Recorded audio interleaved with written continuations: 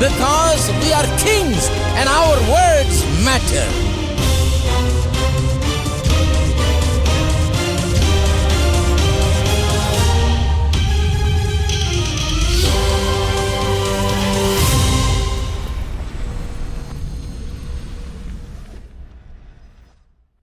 இதோ மனுஷரின் மத்தியில் தேவாதி தேவன் வாசம் செய்கிறாரே. இதோ மனுஷரின் மத்தியில் தேவாதி தேவன் வாசம் செய்கிறாரே. இதோ மனுஷரின் மத்தியில் தேவாதி தேவன் வாசம் செய்கிறாரே. இதோ மனுஷரின் மத்தியில் தேவாதி தேவன் வாசம் செய்கிறாரே. தேவன் தாவரிக்கும் ஸ்தலமே, தம் ஜனத்தாரின் மத்தியிலா. தேவன் தாவரிக்கும் ஸ்தலமே, தம் ஜனத்தாரின் மத்தியிலா. தேவன் தாம் அவர்கள் கண்ணீர் யாவையும் துடைக்கிறாரே. தேவன் தாம் அவர்கள் தேவனாயிருந்து கண்ணீர் யாவையும் துடைக்கிறாரே. இதோ மனுஷரின் மத்தியில் தேவாதி தேவன் வாசம் செய்கிறாரே. இதோ மனுஷரின் மத்தியில் தேவாதி தேவன் வாசம் செய்கிறாரே. தேவ ஆலயமும் அவரே, தூய ஒளி விளக்கும் அவரே. தேவ ஆலயமும் அவரே, தூய ஒளி விளக்கும் அவரே. ஜீவனாலே தம் ஜனங்களின் தாகம் தீர்க்கும் சுத்த ஜீவநதி அவரே. ஜீவனாலே தம் ஜனங்களின் தாகம் தீர்க்கும் சுத்த ஜீவநதி அவரே. இதோ மனுஷரின் மத்தியில் தேவாதி தேவன் வாசம் செய்கிறாரே.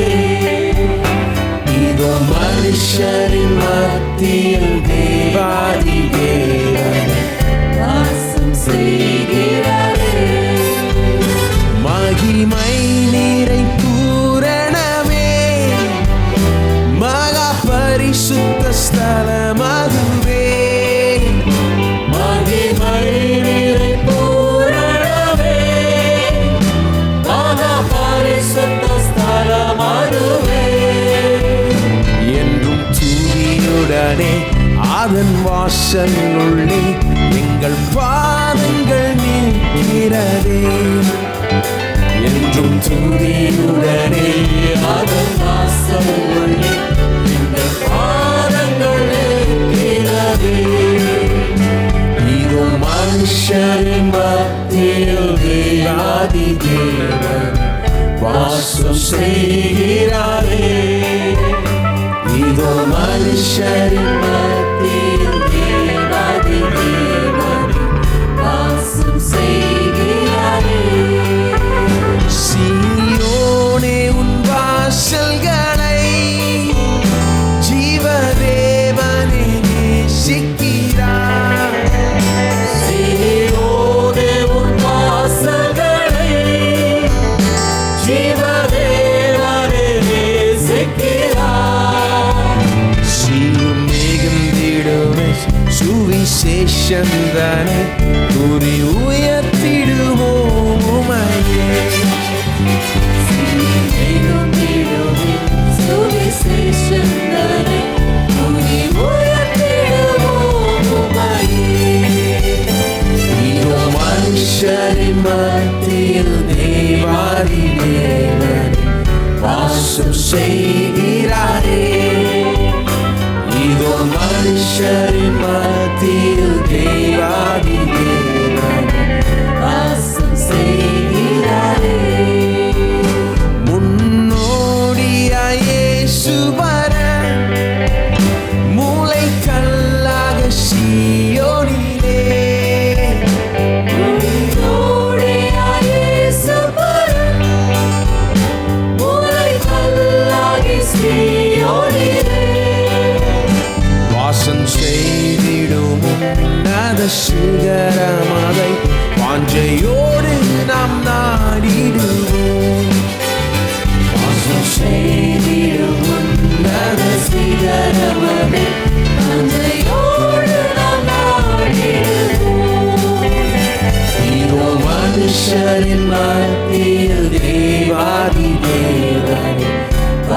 வாசம் செய்கிறாரே.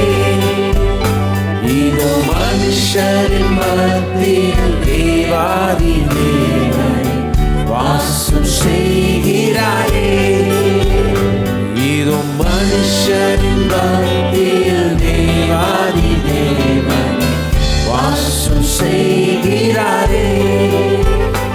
இதோ மனுஷரின் மத்தியில் தேவாதி தேவன் வாசம் செய்கிறாரே.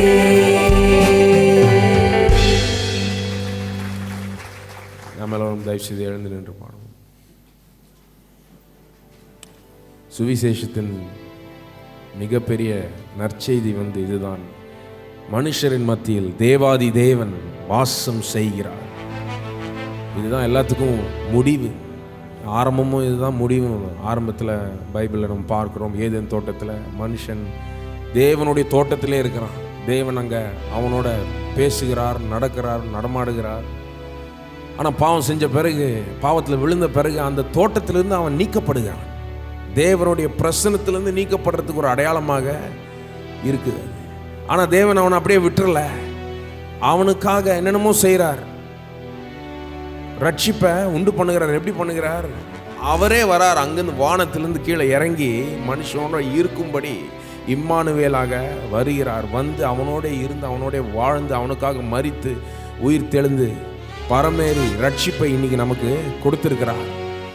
பைபிளின் கடைசி 2 அதிகாரங்களை வாசித்தீங்கன்னா அங்கே என்ன சொல்லுதுன்னா, தேவனே தம் ஜனங்களோட வாசம் செய்கிறார் அப்படின்னு.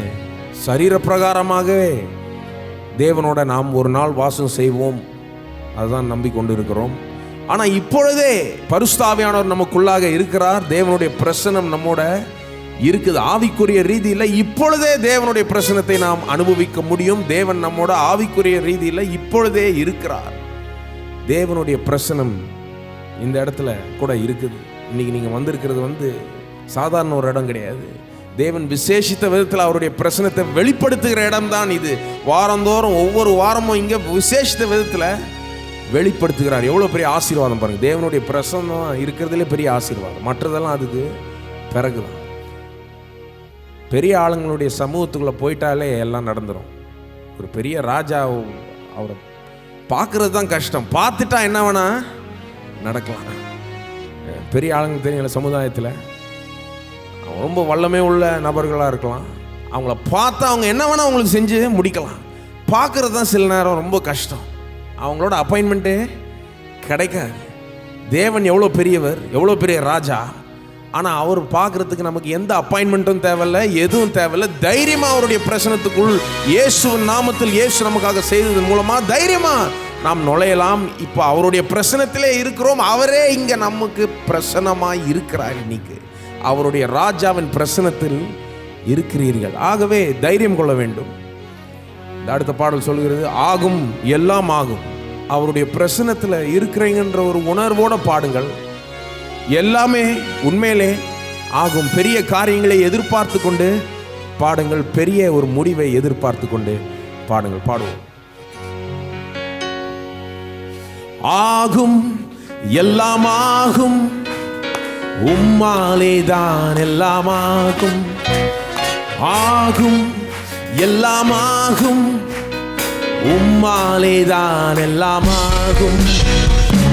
ஆகும் எல்லாம் ஆகும், உம்மாலேதான் எல்லாம் ஆகும்.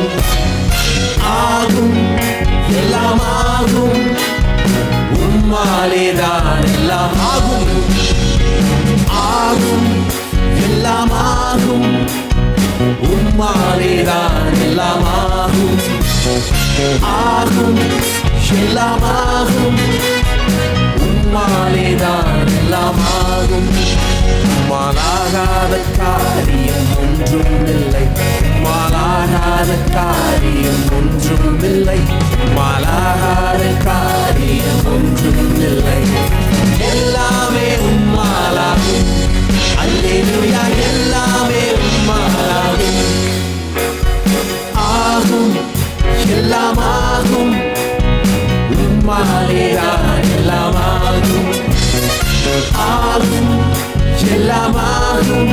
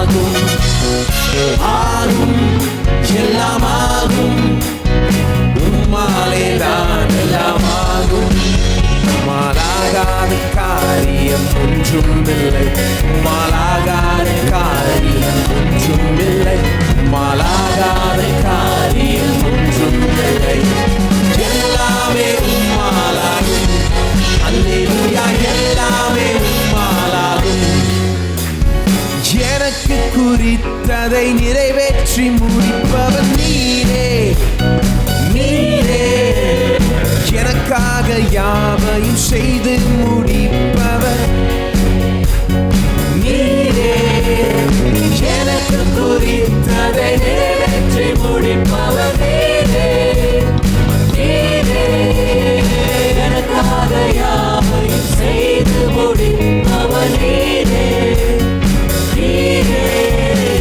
அப்பா உமக்கு ஸ்தோத்திரம் அன்பே உமக்கு ஸ்தோத்திரம் அப்பா உமக்கு ஸ்தோத்திரம் அன்பே உமக்கு மாறாகாத காரியம் ஒன்றுமில்லை மாறாகாத காரியம் ஒன்றுமில்லை மாறாகாத காரியம் ஒன்றுமில்லை எல்லாமே உம்மாலாகும் அல்லேலூயா எல்லாமே உம்மாலாகும் ஆகும் எல்லாமாகும் உம்மாலேதான் எல்லாமாகும் ஆகும் எல்லாமாகும் உம்மாலேதான் எல்லாமாகும் மாலாகாத காரியம் மாலாகாத காரியம்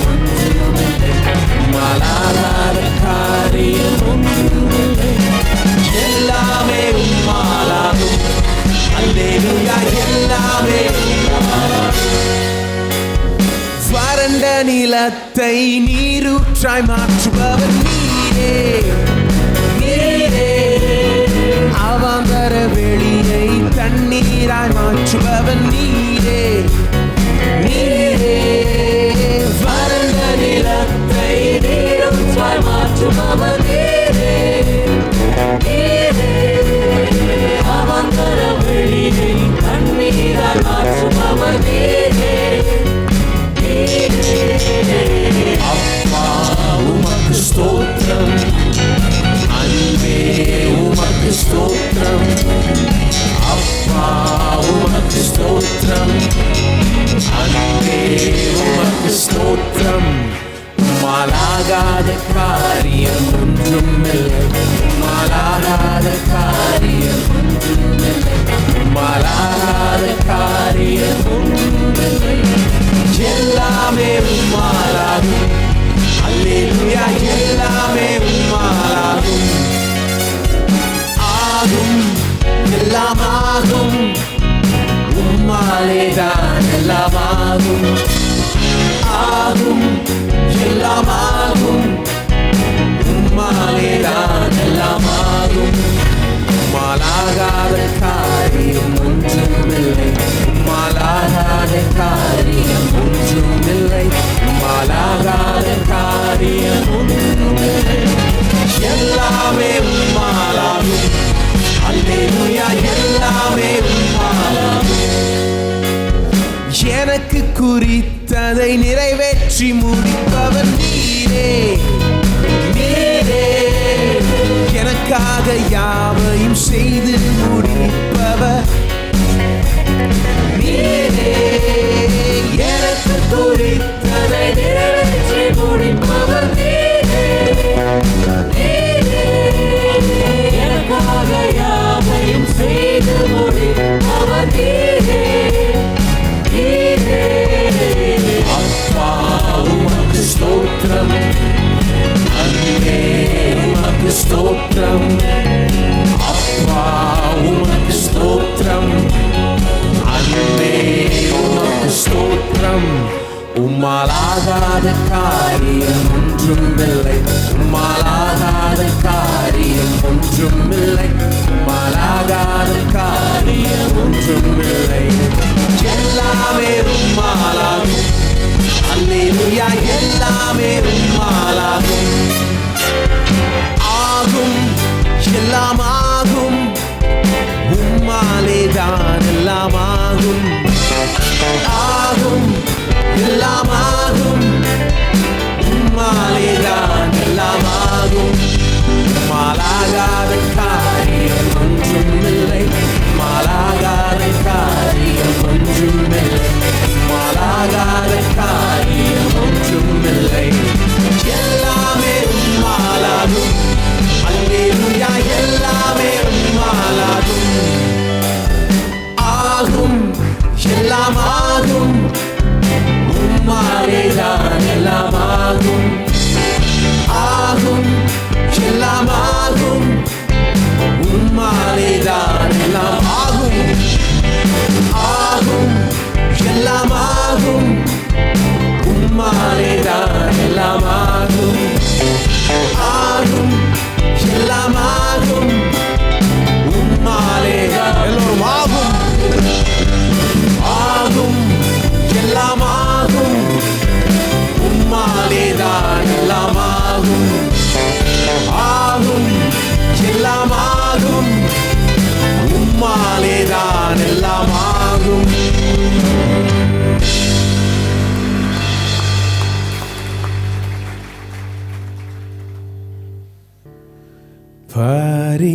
பரிசுத்த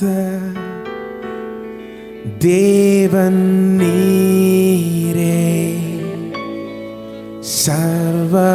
சர்வவல்ல கர்த்தரும் நீரே எங்கள் அன்பின் அடையாளமாக உள்ளங்கள் தந்தோ பரிசுத்த நீர் பரிசுத்த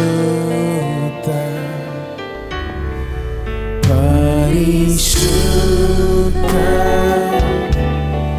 தேவன் நீரே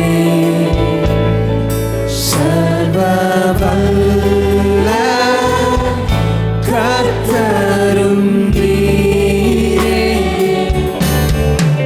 எங்கள் அன்பின் அடையாளமாக உள்ளங்கள் தந்தோம்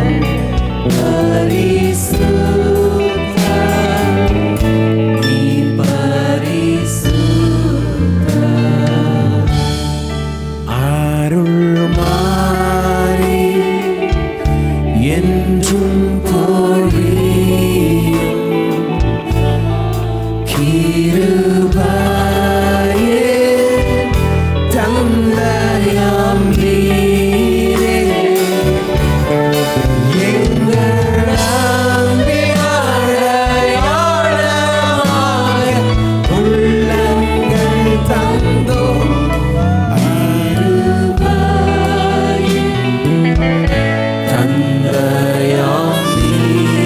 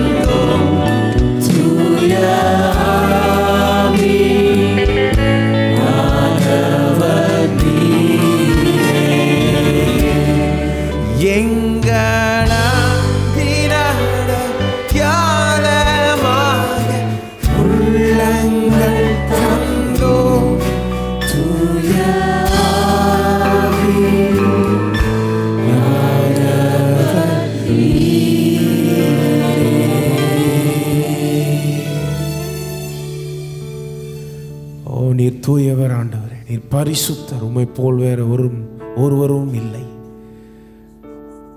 எங்க மத்தியில் பிரசன்னமாக இருக்கிறதுபடி நான் நன்றி சொல்லுகிறோம், ஸ்தோத்திரத்தை செலுத்துகிறோம். உம்மை தரிசிக்கும்படி எங்களுக்கு உதவி செய்வீராக ஆண்டவரே. உம்மை காணும்படி, உம்முடைய மகிமையில் உம்மை காணும்படி உதவி செய்வீராக. நீர் எவரோடு நல்லவர், வல்லவர், பெரியவர் என்பதை காணும்படி உதவி செய்வீராக.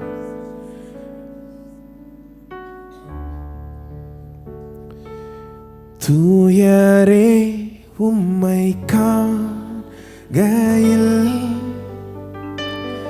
இன்முகத்தை உற்று பார்க்கையில்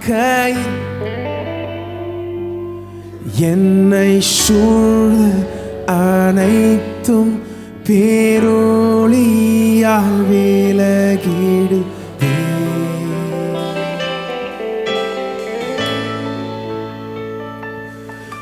சமூகம் என் பேரானந்த, உந்தன் அன்பு என் புலகாங்கே,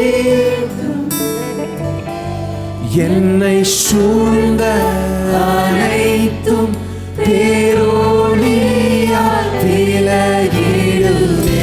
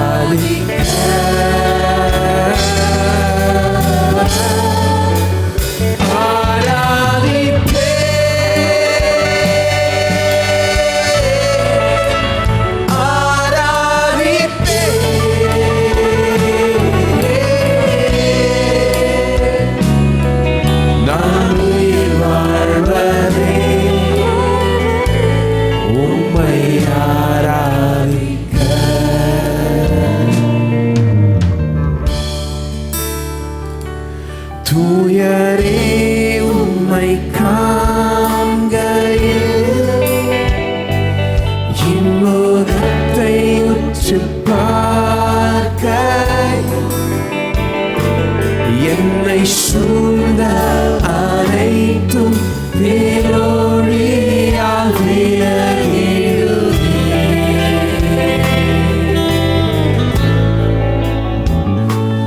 உம் சமூகம் என் பேரானந்தம், உந்தன் அன்பு என் புலகாங்கீதம், என்னை சூழ்ந்த அனைத்தும் பேரொளியால் விலகிடுவே.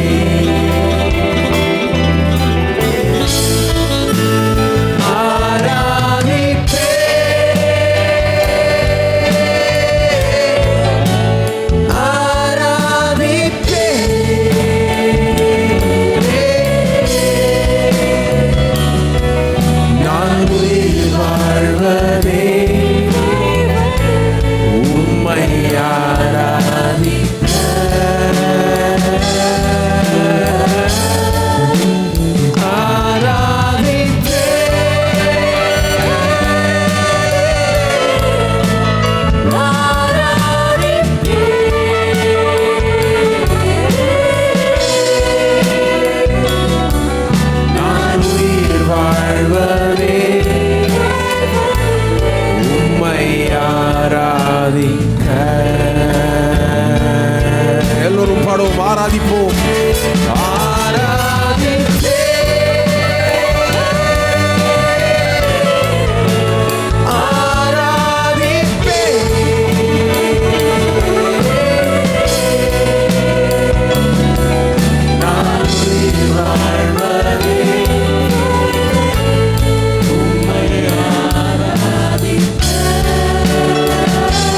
எல்லோரும் ஆராதிப்போம்.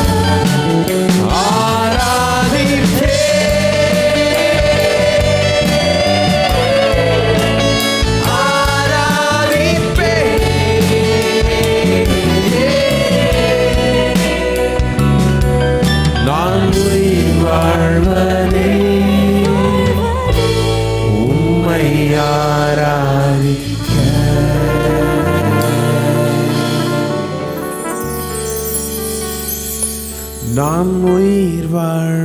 வாழ்வதே உம்மை ஆராதிக்க.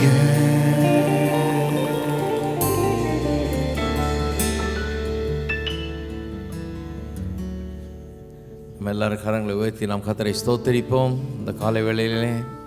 ஹல்லேலூயா. ஸ்தோத்திரம் கர்த்தாவே, துதிக்கிறோம் துதிக்கிறோம் துதிக்கிறோம் தேவனே, ஸ்தோத்தரிக்கிறோம். உயிர் வாழ்வதே அவரை ஆராதிக்கும்படியாகதான். ஹல்லேலூயா. துதிக்கிறோம் துதிக்கிறோம் துதிக்கிறோம் ஸ்தோத்தரிக்கிறோம் கர்த்தாவே. ஹல்லேலூயா ஹல்லேலூயா ஹல்லேலூயா. ஸ்தோத்திரம் ஸ்தோத்திரம் ஸ்தோத்திரம் கர்த்தாவே, ஸ்தோத்திரம் கர்த்தாவே. பிதாவே, உம்மை துதிக்கிறோம், உம்மை ஸ்தோத்தரிக்கிறோம். இந்த காலை வேளையிலே உம்மை நோக்கி பார்க்கிறோம். நீர் எவ்வளவு பெரியவர், நல்லவர், வல்லவர். உம்மால் கூடாத காரியம் ஒன்றுமில்லை என்பதையெல்லாம் நாங்கள் எண்ணி பார்க்கிறோம். உம்மை அறிந்து கொள்ளும்படியாக, உம்முடைய அன்பை புரிந்து கொள்ளும்படியாக மனக்கண்கள் இன்றைக்கு பிரகாசிப்பிக்கப்படுவீராக. தேவ அன்பு இன்றைக்கு பல்வேறு விதங்களில் எங்கள் மத்தியில் வெளிப்பட்டிருக்கிறபடியால் உமக்கு ஸ்தோத்திரம். உம்முடைய அன்பை காண, அறிந்து கொள்ள, எங்களுடைய பாரங்களையும் கவலைகளையும் அந்த அறிவு போக்க இன்றைக்கு ஆவியானவர் தாமே உதவுவீராக. சகல சத்தியத்துக்குள்ள நடத்துவீராக. எங்களை நேசிக்கிற ஒரு தேவன் ஒருவர் உண்டு. அவர் எங்களுடைய தேவையெல்லாம் சந்திக்கிறார், எல்லாவற்றுக்கும் எல்லாமாய் இருக்கிறார். கைவிடாத தேவன் அவர் என்பதை புரிந்து கொள்ளும்படியாய் ஒரு மன தெளிவு, வெளிச்சம் ஆவியானவரின் மூலமாய் உண்டாகட்டும். பெரிய சந்தோஷம், மகிழ்ச்சியும் உண்டாயிருக்கட்டும், கொண்டாட்டம் உண்டாயிருக்கட்டும். உமக்கே எல்லா துதி, ஸ்தோத்திரம், கனம், மகிமை எல்லாவற்றையும் ஏறெடுக்கிறோம். இயேசுவின் நாமத்தில் ஜெபிக்கிறோம். ஆமென். காணிக்கைகளை கர்த்தரை ஆராதிக்கிற நேரம். உலகெங்கிலும் இந்த இணையதளத்தின் மூலமாக, டிவி மூலமாக எங்களோடு கூட இந்த ஆராதனை பங்கெடுத்து நீங்களும் காணிக்கையில் செலுத்த விரும்பினால் இப்பொழுதே வேலைங்க மூலமாக செலுத்தலாம். அல்லது விக்டரி கிறிஸ்டியன் ஃபவுண்டேஷன் பெயருக்கு காசோலைகள் அல்லது எம்ஓ அல்லது டிடி அனுப்பலாம். சபை திட்டப்பணிகளை கொடுக்கக்கூடியவர்கள் அதை வைத்து முடிந்து போகும் பொழுது போர்ட்டிகோவில் பெரிய காணிக்கை பட்டியலில் செலுத்தும்படி கேட்டுக்கொள்கிறோம். தசமாக காணிக்கையோட கரங்களை உயர்த்துவோம். கர்த்தரை வார்த்தையை கேட்டுக் கொடுப்போம். கர்த்தர் என் மேய்ப்பராக இருக்கிறார், நான் தாழ்ச்சி அடையேன். சிங்கக்குட்டிகள் தாழ்ச்சி அடைந்து பட்டினி கிடக்கும். கர்த்தரை தேடலுக்கோ ஒரு நன்மையும் குறைவுபடாது. ஜீவனுள்ள நாளெல்லாம் நன்மையும் கிருபையும் என்னை பின்தொடரும். என் தேவன் என்னுடைய குறைவுகளை எல்லாம் தம்முடைய மகிமையை ஐசுத்துவிடி கிறிஸ்து இயேசுவுக்குள் நிறைவாக்குவார் என்று நான் விசுவாசிக்கிறேன். என் காணிக்கையினாலே தேவனை கனப்படுத்துகிறேன். ஆமென். கரங்களை கிளவுதை பெற்றுக்கொள்வார்கள். புதிதாய் வந்தலை வரவேற்க விரும்புகிறோம். இந்த ஆராதனைக்கு முதல் தடையாக வந்திருந்தால் தரிசன கரங்களை உயர்த்துங்கள். உள்ளே இருப்பவர்களும் வெளியே இருப்பவர்களும் மேலே அமர்ந்து இருப்பவர்களும் ஒரு சில வினாடிகளோட கரங்களை உயர்த்துங்கள். உங்களுக்கு சபை புரோஷரை கொடுப்பார்கள். அந்த புரோஷரிலே சபை ஆராதனை நேரங்கள், டிவி நிகழ்ச்சி நேரங்கள் எல்லாம் அடங்கியிருக்கிறது. அதை நீங்கள் பார்க்கும்படி கேட்டுக்கொள்கிறோம். அது மட்டும் அல்லாமல் மத்தியில் ஒரு அட்டையை பார்ப்பீர்கள். உங்கள் பெயரையும் விலாசத்தையும் எழுதி நீங்கள் போகும் பொழுது சிடி ஸ்டாரில் கொடுத்தால் நம்முடைய போதகர்கள் பேசின 8 செய்திகள் இறங்கிய MP3 சீடியும் வெற்றியும் வாழ்வுங்கிற மாதாந்திர தமிழ் பத்திரிகையையும் வெகுமதியாக கூட பெற்று செல்லலாம். 2வது தமிழாரை முடிந்தவுடனே ஒவ்வொரு வாரம் ஞானஸ்தானம் கொடுக்கப்படும். ஞானஸ்தானம் எடுக்கக்கூடியவர்கள் இந்த ஆராதனை முடிந்த உடனே ஞானஸ்தான தொட்டிக்கு எதிரில் சேரில் வந்து அமரும்படியாக கேட்டுக்கொள்கிறோம்.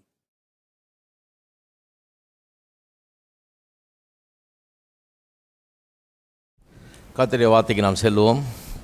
ரோமருக்கு எழுதின நிருபம் 5ஆம் அதிகாரம் 8ஆம் வசனம். தேவனுடைய அன்பை குறித்து போதித்து வருகிறோம். இந்த போதனையிலே இப்பொழுது தேவனுடைய அன்பை குறித்த வெளிப்பாடு என்கிற தலைப்பில் போதித்து வருகிறோம். ஒவ்வொரு ஞாயிற்றுக்கிழமையும் வேத வசனத்திலே தேவனுடைய அன்பு எப்படி வெளிப்படுத்தப்பட்டிருக்கிறது என்பதை கண்டு அதை விளக்கி கூறி வருகிறோம். என்ன நோக்கம்? தேவனுடைய அன்பை மக்கள் புரிந்து கொள்ள வேண்டும். அன்பு புரியும் போது, அவர் உங்களை அன்பு கூறுகிறார் என்பது புரியும் போது சஞ்சலங்கள் நீங்கும், பயங்கள் நீங்கும், சந்தேகங்கள் நீங்கும், வெற்றியும் வாழ்வும் உண்டாகும். அவருடைய அன்பு நமக்கு இருக்கிறது என்பதை புரிந்து கொள்ள வேண்டும். ஆழமாக அதில் வேரூன்ற வேண்டும். ஆகவே ரோமர் 5:8 வாசிப்போம். ஏனென்றால் இன்றைக்கு தேவன் எப்படி பாவிகளை அன்பு கூறுகிற தேவன் என்பது குறித்து போதிக்க இருக்கிறேன். பாவிகளை அன்பு கூறுகிறவர் என்று. நாம் பாவிகளாக இருக்கையில் கிறிஸ்து நமக்காக மரித்ததினாலே தேவன் நம்மேல் வைத்த அன்பை விளங்க பண்ணுகிறார். அன்பை எப்படி தேவன் விளங்க பண்ணுகிறார்? நம்மேல் வைத்த அன்பை நாம் விளங்கி கொள்ளும்படியாக எப்படி பண்ணுகிறாராம்? நாம் பாவிகளாக இருக்கையில் தேவன் எப்படி இயேசுவை அனுப்பி நமக்காக அவரை மரிக்க செய்தார் என்பதை பார்க்கும்போது தேவனுடைய அன்பு நமக்கு விளங்குகிறதாம். இப்படி தான் அவருடைய அன்பை நமக்கு விளங்க பண்ணுகிறாராம். பாவியாக இருக்கும்போது எப்படி நமக்காக இயேசுவை அனுப்பி சிலுவையில் மரிக்க செய்தார் என்பது தான் அன்பை விளங்க பண்ணுகிறதுங்கிறார். நாம் நல்லவர்களாக இருக்கும்போது அவரை அனுப்பி மரிக்க செய்தால் அந்த அளவுக்கு அவருடைய அன்பு விளங்காது. நல்லவர்களுக்காக உயிரை கொடுக்கறதுக்கு நிறைய பேர் இருக்கிறாங்க. பாவிகளாக இருக்கையில், தகுதியற்றவர்களாக இருக்கையில், உதவாதவர்களாக இருக்கையில், அருகதையற்றவர்களாக இருக்கையில், எந்த விதத்திலும் தகுதி இல்லாத இருக்கையிலே நமக்காக தம்முடைய குமாரனை அனுப்பி நமக்காக ஜீவனியை கொடுக்குறார் என்றால் அவருடைய அன்பு எவ்வளோ பெரியது என்று பாருங்கள் அப்படிங்கிறார். அதை பார்த்தா நல்லா விளங்குங்கிறார். சரி, அதை பார்ப்போம். இன்றைக்கு ஒரு ஓமையை கொண்டு இந்த அன்பை நாம் பார்க்க இருக்கிறோம். லூக்கா எழுதின சுவிசேஷத்தில் 15ஆம் அதிகாரத்தில் எல்லாருக்கும் தெரிஞ்ச ஒரு ஓமை. ஓமைகள்லேயே ரொம்ப பிரதானமான ஓமை இது. ரொம்ப எல்லாருக்கும் பிரபலமான ஓமை என்று சொல்லலாம். தெரியாத ஆளே இருக்க முடியாது. கெட்ட குமாரனுடைய கதை. இந்த கெட்ட குமாரனுடைய கதையை கேட்ட உடனே நீங்கள் சிலர்லாம் எனக்கு இது தெரியாதா, நல்லா தெரிஞ்ச சப்ஜெக்ட் தானே இது எல்லாமே தெரியும்னு நினைக்கலாம். இல்லை, எப்போவுமே பாருங்கள், அப்படி அந்த மாதிரி அப்ரோச் பண்ணவே கூடாது வசனத்தை. நான் இத்தனை வருஷமும் படிக்கிறேன். ஒரு தடவை பார்க்கும்போதும் புதுசாக இப்போ தான் பார்க்குற மாதிரி பார்ப்பேன். ஏன்னு சொன்னால் இப்போ புதுசாக சில காரியங்களை கற்றுக்கொள்ள வேண்டியது நிறைய இருக்குது இது பற்றி. ஆகவே இன்றைக்கு தேவனுடைய அன்பை காணும்படியாக இந்த ஓமையை நாம் பார்ப்போம், இந்த கதையை பார்ப்போம். இந்த கதையை பற்றி முதல்ல சில முக்கியமான சுவாரஸ்யமான சில தகவல்களை முதல்ல கொடுத்துட்றேன். இந்த கதை எல்லா ஓமைகளுக்கும் ஒரு கிரீடம் போல, ஒரு எல்லா ஓமைகள் மத்தியிலும் ஒரு முத்து போல இருக்கிறது என்று ஒருத்தர் சொல்லுகிறார். ஒரு பெரிய எழுத்தாளர், சார்ல்ஸ் டிக்கன்ஸ் என்கிற பெரிய ஒரு எழுத்தாளர், ஆங்கில எழுத்தாளர் சொல்லுகிறார், எழுதப்பட்ட சிறுகதைகளிலே இதுதான் சிறந்த சிறுகதை என்கிறார். இப்படி அநேகர் இந்த ஓமையை பற்றி அவர்களுடைய காமெண்ட்டை கொடுத்துருக்குறாங்க. இந்த ஓமையை பற்றி என்ன நினைக்கிறார்கள் என்று. அப்படிப்பட்ட ஒரு ஓமை இது. தேவனுடைய அன்பை அல்லது தேவன் எப்படிப்பட்டவர் என்பதை தேவனை காண முடியாத நிலையில் இருக்கிற நமக்கு அற்புதமாய் சித்தரித்து காட்டக்கூடிய ஓமை இது. தேவன் யார், அவர் எப்படிப்பட்டவராக இருக்கிறார், நான் பார்த்ததில்லையே, எங்கே பார்க்க முடியும், அவர் எப்படி இருக்கிறார் என்பதை காண வேண்டும் என்று சொன்னால் அவருடைய அன்பை இந்த ஓமை சித்தரிக்கிறது. இயேசுனுடைய இந்த வார்த்தைகள் சித்தரிக்கிறது. வெறும் 22 வசனங்கள் தான். சிறுகதை மாதிரி தான் இருக்குது, ரொம்ப சின்னது. கதை எழுதுகிறவங்க பக்கம் பக்கமாக எழுதுவாங்க. வெறும் 22 வசனம் தான். ஆனால் இந்த 22 வசனத்தில் எத்தனை காரியங்கள் அடங்கி இருக்குதுன்னு பாருங்கள்.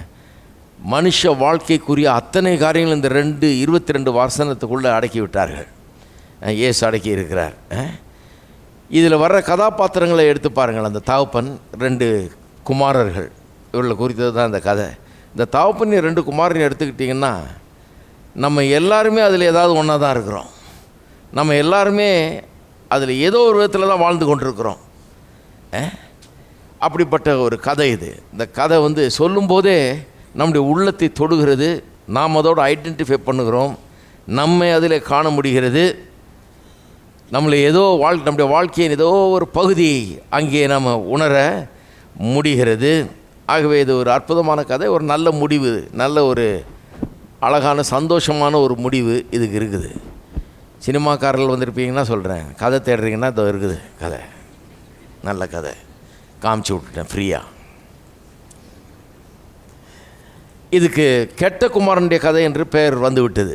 எப்படியோ காலகாலமாக அது வந்து விட்டது. கெட்ட குமாரன் என்கிற பெயர் வந்து விட்டது. ஆகவே எல்லாம் இந்த குமாரனை தான் பெருசுப்படுத்திட்டாங்க. அதுவும் இந்த இளைய குமாரன், கெட்ட குமாரன், அவனை தான் பெருசுப்படுத்திட்டாங்க. ஆனால் நான் படிக்கிற காலத்தில், நான் படித்து வெளியே முதல்ல பிரசங்கம் பண்ண ஆரம்பிக்கிற காலத்தில் ஒரு பிரபல பிரசங்கியார் ஒருத்தர் பிரசங்கிப்பதை நான் கேட்டேன். இதை குறித்து அவர் என்ன பிரசங்கம் பண்ணார்னா, ப்ராடிகல் சன்னுங்கிறது போல் ப்ராடிகல் ஃபாதர் அப்படின்னு பிரசங்கம் பண்ணார் அவர். எனக்கு அது ரொம்ப தூக்கி வாரி போட்டுச்சு. என்ன அது ப்ராடிகல் ஃபாதர்ன்றார், அவன் தானே கெட்டவன், இவர் பிதாவியே கெட்டவர்ன்ற மாதிரில சொல்கிறாரு. எந்த விதத்தில் பிதா கெட்டவர், பிதா நல்லவராச்சே, அவரை கெட்டவர்ன்ற மாதிரி சொல்கிறாருன்னு ரொம்ப உன்னிப்பாக கேட்டேன். ஏன்னா அவர் பெரிய பிரசங்கியார், ரொம்ப உன்னிப்பாக அவருடைய பிரசங்கத்தை கேட்டேன். அவர் என்ன சொல்ல வர்றாருன்னா, இந்த ப்ராடிகல் என்கிற அந்த ஆங்கில வார்த்தை இருக்கு இல்லையா, நியூ கிங் ஜேம்ஸ் வெர்ஷனில் பார்த்தீங்கன்னா ஒரு தடவை வருது. அந்த ப்ராடிகல் என்கிற அந்த வார்த்தை உடைய அர்த்தம் என்னன்னா, அந்த 13ஆம் வசனத்தில் சொல்லப்பட்டிருக்குது இல்லையா, துன்மார்க்கமாய் ஜீவனம் பண்ணி தன் ஆஸ்தியை அழித்து போட்டான்னு இந்த கெட்டகுமாரன் எப்படி தன்னுடைய தகப்பனுடைய சொத்தை தன்னுடைய பங்கை வாங்கிட்டு போய் துன்மார்க்கமாய் ஜீவனம் பண்ணி அதை அழித்து போட்டான்னு வருது பாருங்கள். அதுக்கு தான் ப்ராடிகல் என்கிற அர்த்தத்தை கொடுக்குறாங்க. துன்மார்க்கமாய் ஜீவனம் பண்ணி அழித்து போடுற குணத்துக்கு தான் ப்ராடிகல், கெட்ட குணம். நல்ல சொத்து ஏராளமாக இருக்குது, அதை கொண்டு போய் கெட்ட வழியில் செலவழித்து அழித்து போடுகிறது, அதாவது தான் ப்ராடிகல் என்று சொல்லி இருக்கிறது. அதாவது ஒட்டுமொத்தத்தில் சொல்லப்போனால் என்ன சொல்கிறாங்க, ரெக்லெஸ்லி ஸ்பென்த்ரிஃப்ட் அப்படின்றாங்க. அதாவது அளவு கடந்த விதத்தில் ஊதாரித்தனம், அளவு கடந்த விதத்தில் ஒரு ஊதாரித்தனம்னா நமக்கெல்லாம் தெரியும், செலவழிக்கிறது கணக்கு வழக்கு இல்லாமல் எல்லாம் காலியாகிற வரைக்கும் செலவழிச்சிட்டு கடைசியில் ஓட்டாண்டியாக இருக்கிறது. அப்படிப்பட்ட ஒரு நடக்கை தான் இந்த ப்ராடிகல் என்கிற வார்த்தை ஆங்கிலத்திலே அது ரொம்ப பிரபலமாயிடுச்சு இன்றைக்கி. ஆனால் தேவனை ஏன் இவர் ப்ராடிகல்னு சொல்கிறாரு? குமாரன் அல்லவா ப்ராடிகல், தேவனை ஏன் ப்ராடிகல்னு சொல்கிறாரு? தேவனை ஏன் ப்ராடிகல்னா, அவர் அளவற்ற விதத்திலே இந்த 2 உதவாக்கிற குமாரர்கள் மீது தம்முடைய அன்பை கொட்டுகிறார். அளவு கடந்த விதத்தில் எந்த அளவு கொட்டுகிறார்? இந்த கதையில் வர்ற தகப்பனை பிதா தேவனுக்கு ஒப்பிடுறார். அவர் என்ன சொல்கிறாரு? இந்த கதையில் வர்ற தகப்பன் தன்னுடைய ஆஸ்தியை வேணும்னு பிள்ளை 2வது மகன் கேட்டப்ப அவருக்கு எவ்வளோ வேதனையாக இருந்திருக்கும், விற்று கொடுக்குறாரு, விற்று அவனுக்கு கொடுத்துட்றாரு. மீதி உள்ளதை மூத்த மகனுக்கு தர்றார். மூத்த மகனுக்கு 2 மடங்கு, இவனுக்கு 1 மடங்கு, அப்படி தான் அவங்க கலாச்சாரம். அப்போ எல்லாத்தையும் கொடுத்துட்டாரு. மூத்த மகன்கிட்ட சொல்கிறார், என்னுடையதெல்லாம் முன்னுடையதுன்றாரு. அப்புறம் அவனுடையதெல்லாம் அவன்கிட்ட கொடுத்து வச்சிட்டார் இந்த அடுத்தவன். இவருது என்ன? இப்போ இவர்கிட்ட ஒன்றுமே கிடையாது. இதுதான் நம்முடைய பரலோக தகப்பன்றார். ஒன்றுமே இல்லை. அதனால தான் எனக்கு ரோமர் 8:32 விளங்குது. என்ன சொல்கிறாரு? தம்முடைய சொந்த குமாரன் என்று பாராமல் அவரை நமக்காக ஒப்பு கொடுத்தவர் அவரோடு கூட மற்ற எல்லாவற்றையும் இலவசமாக நமக்கு அருளாதிருப்பது எப்படி?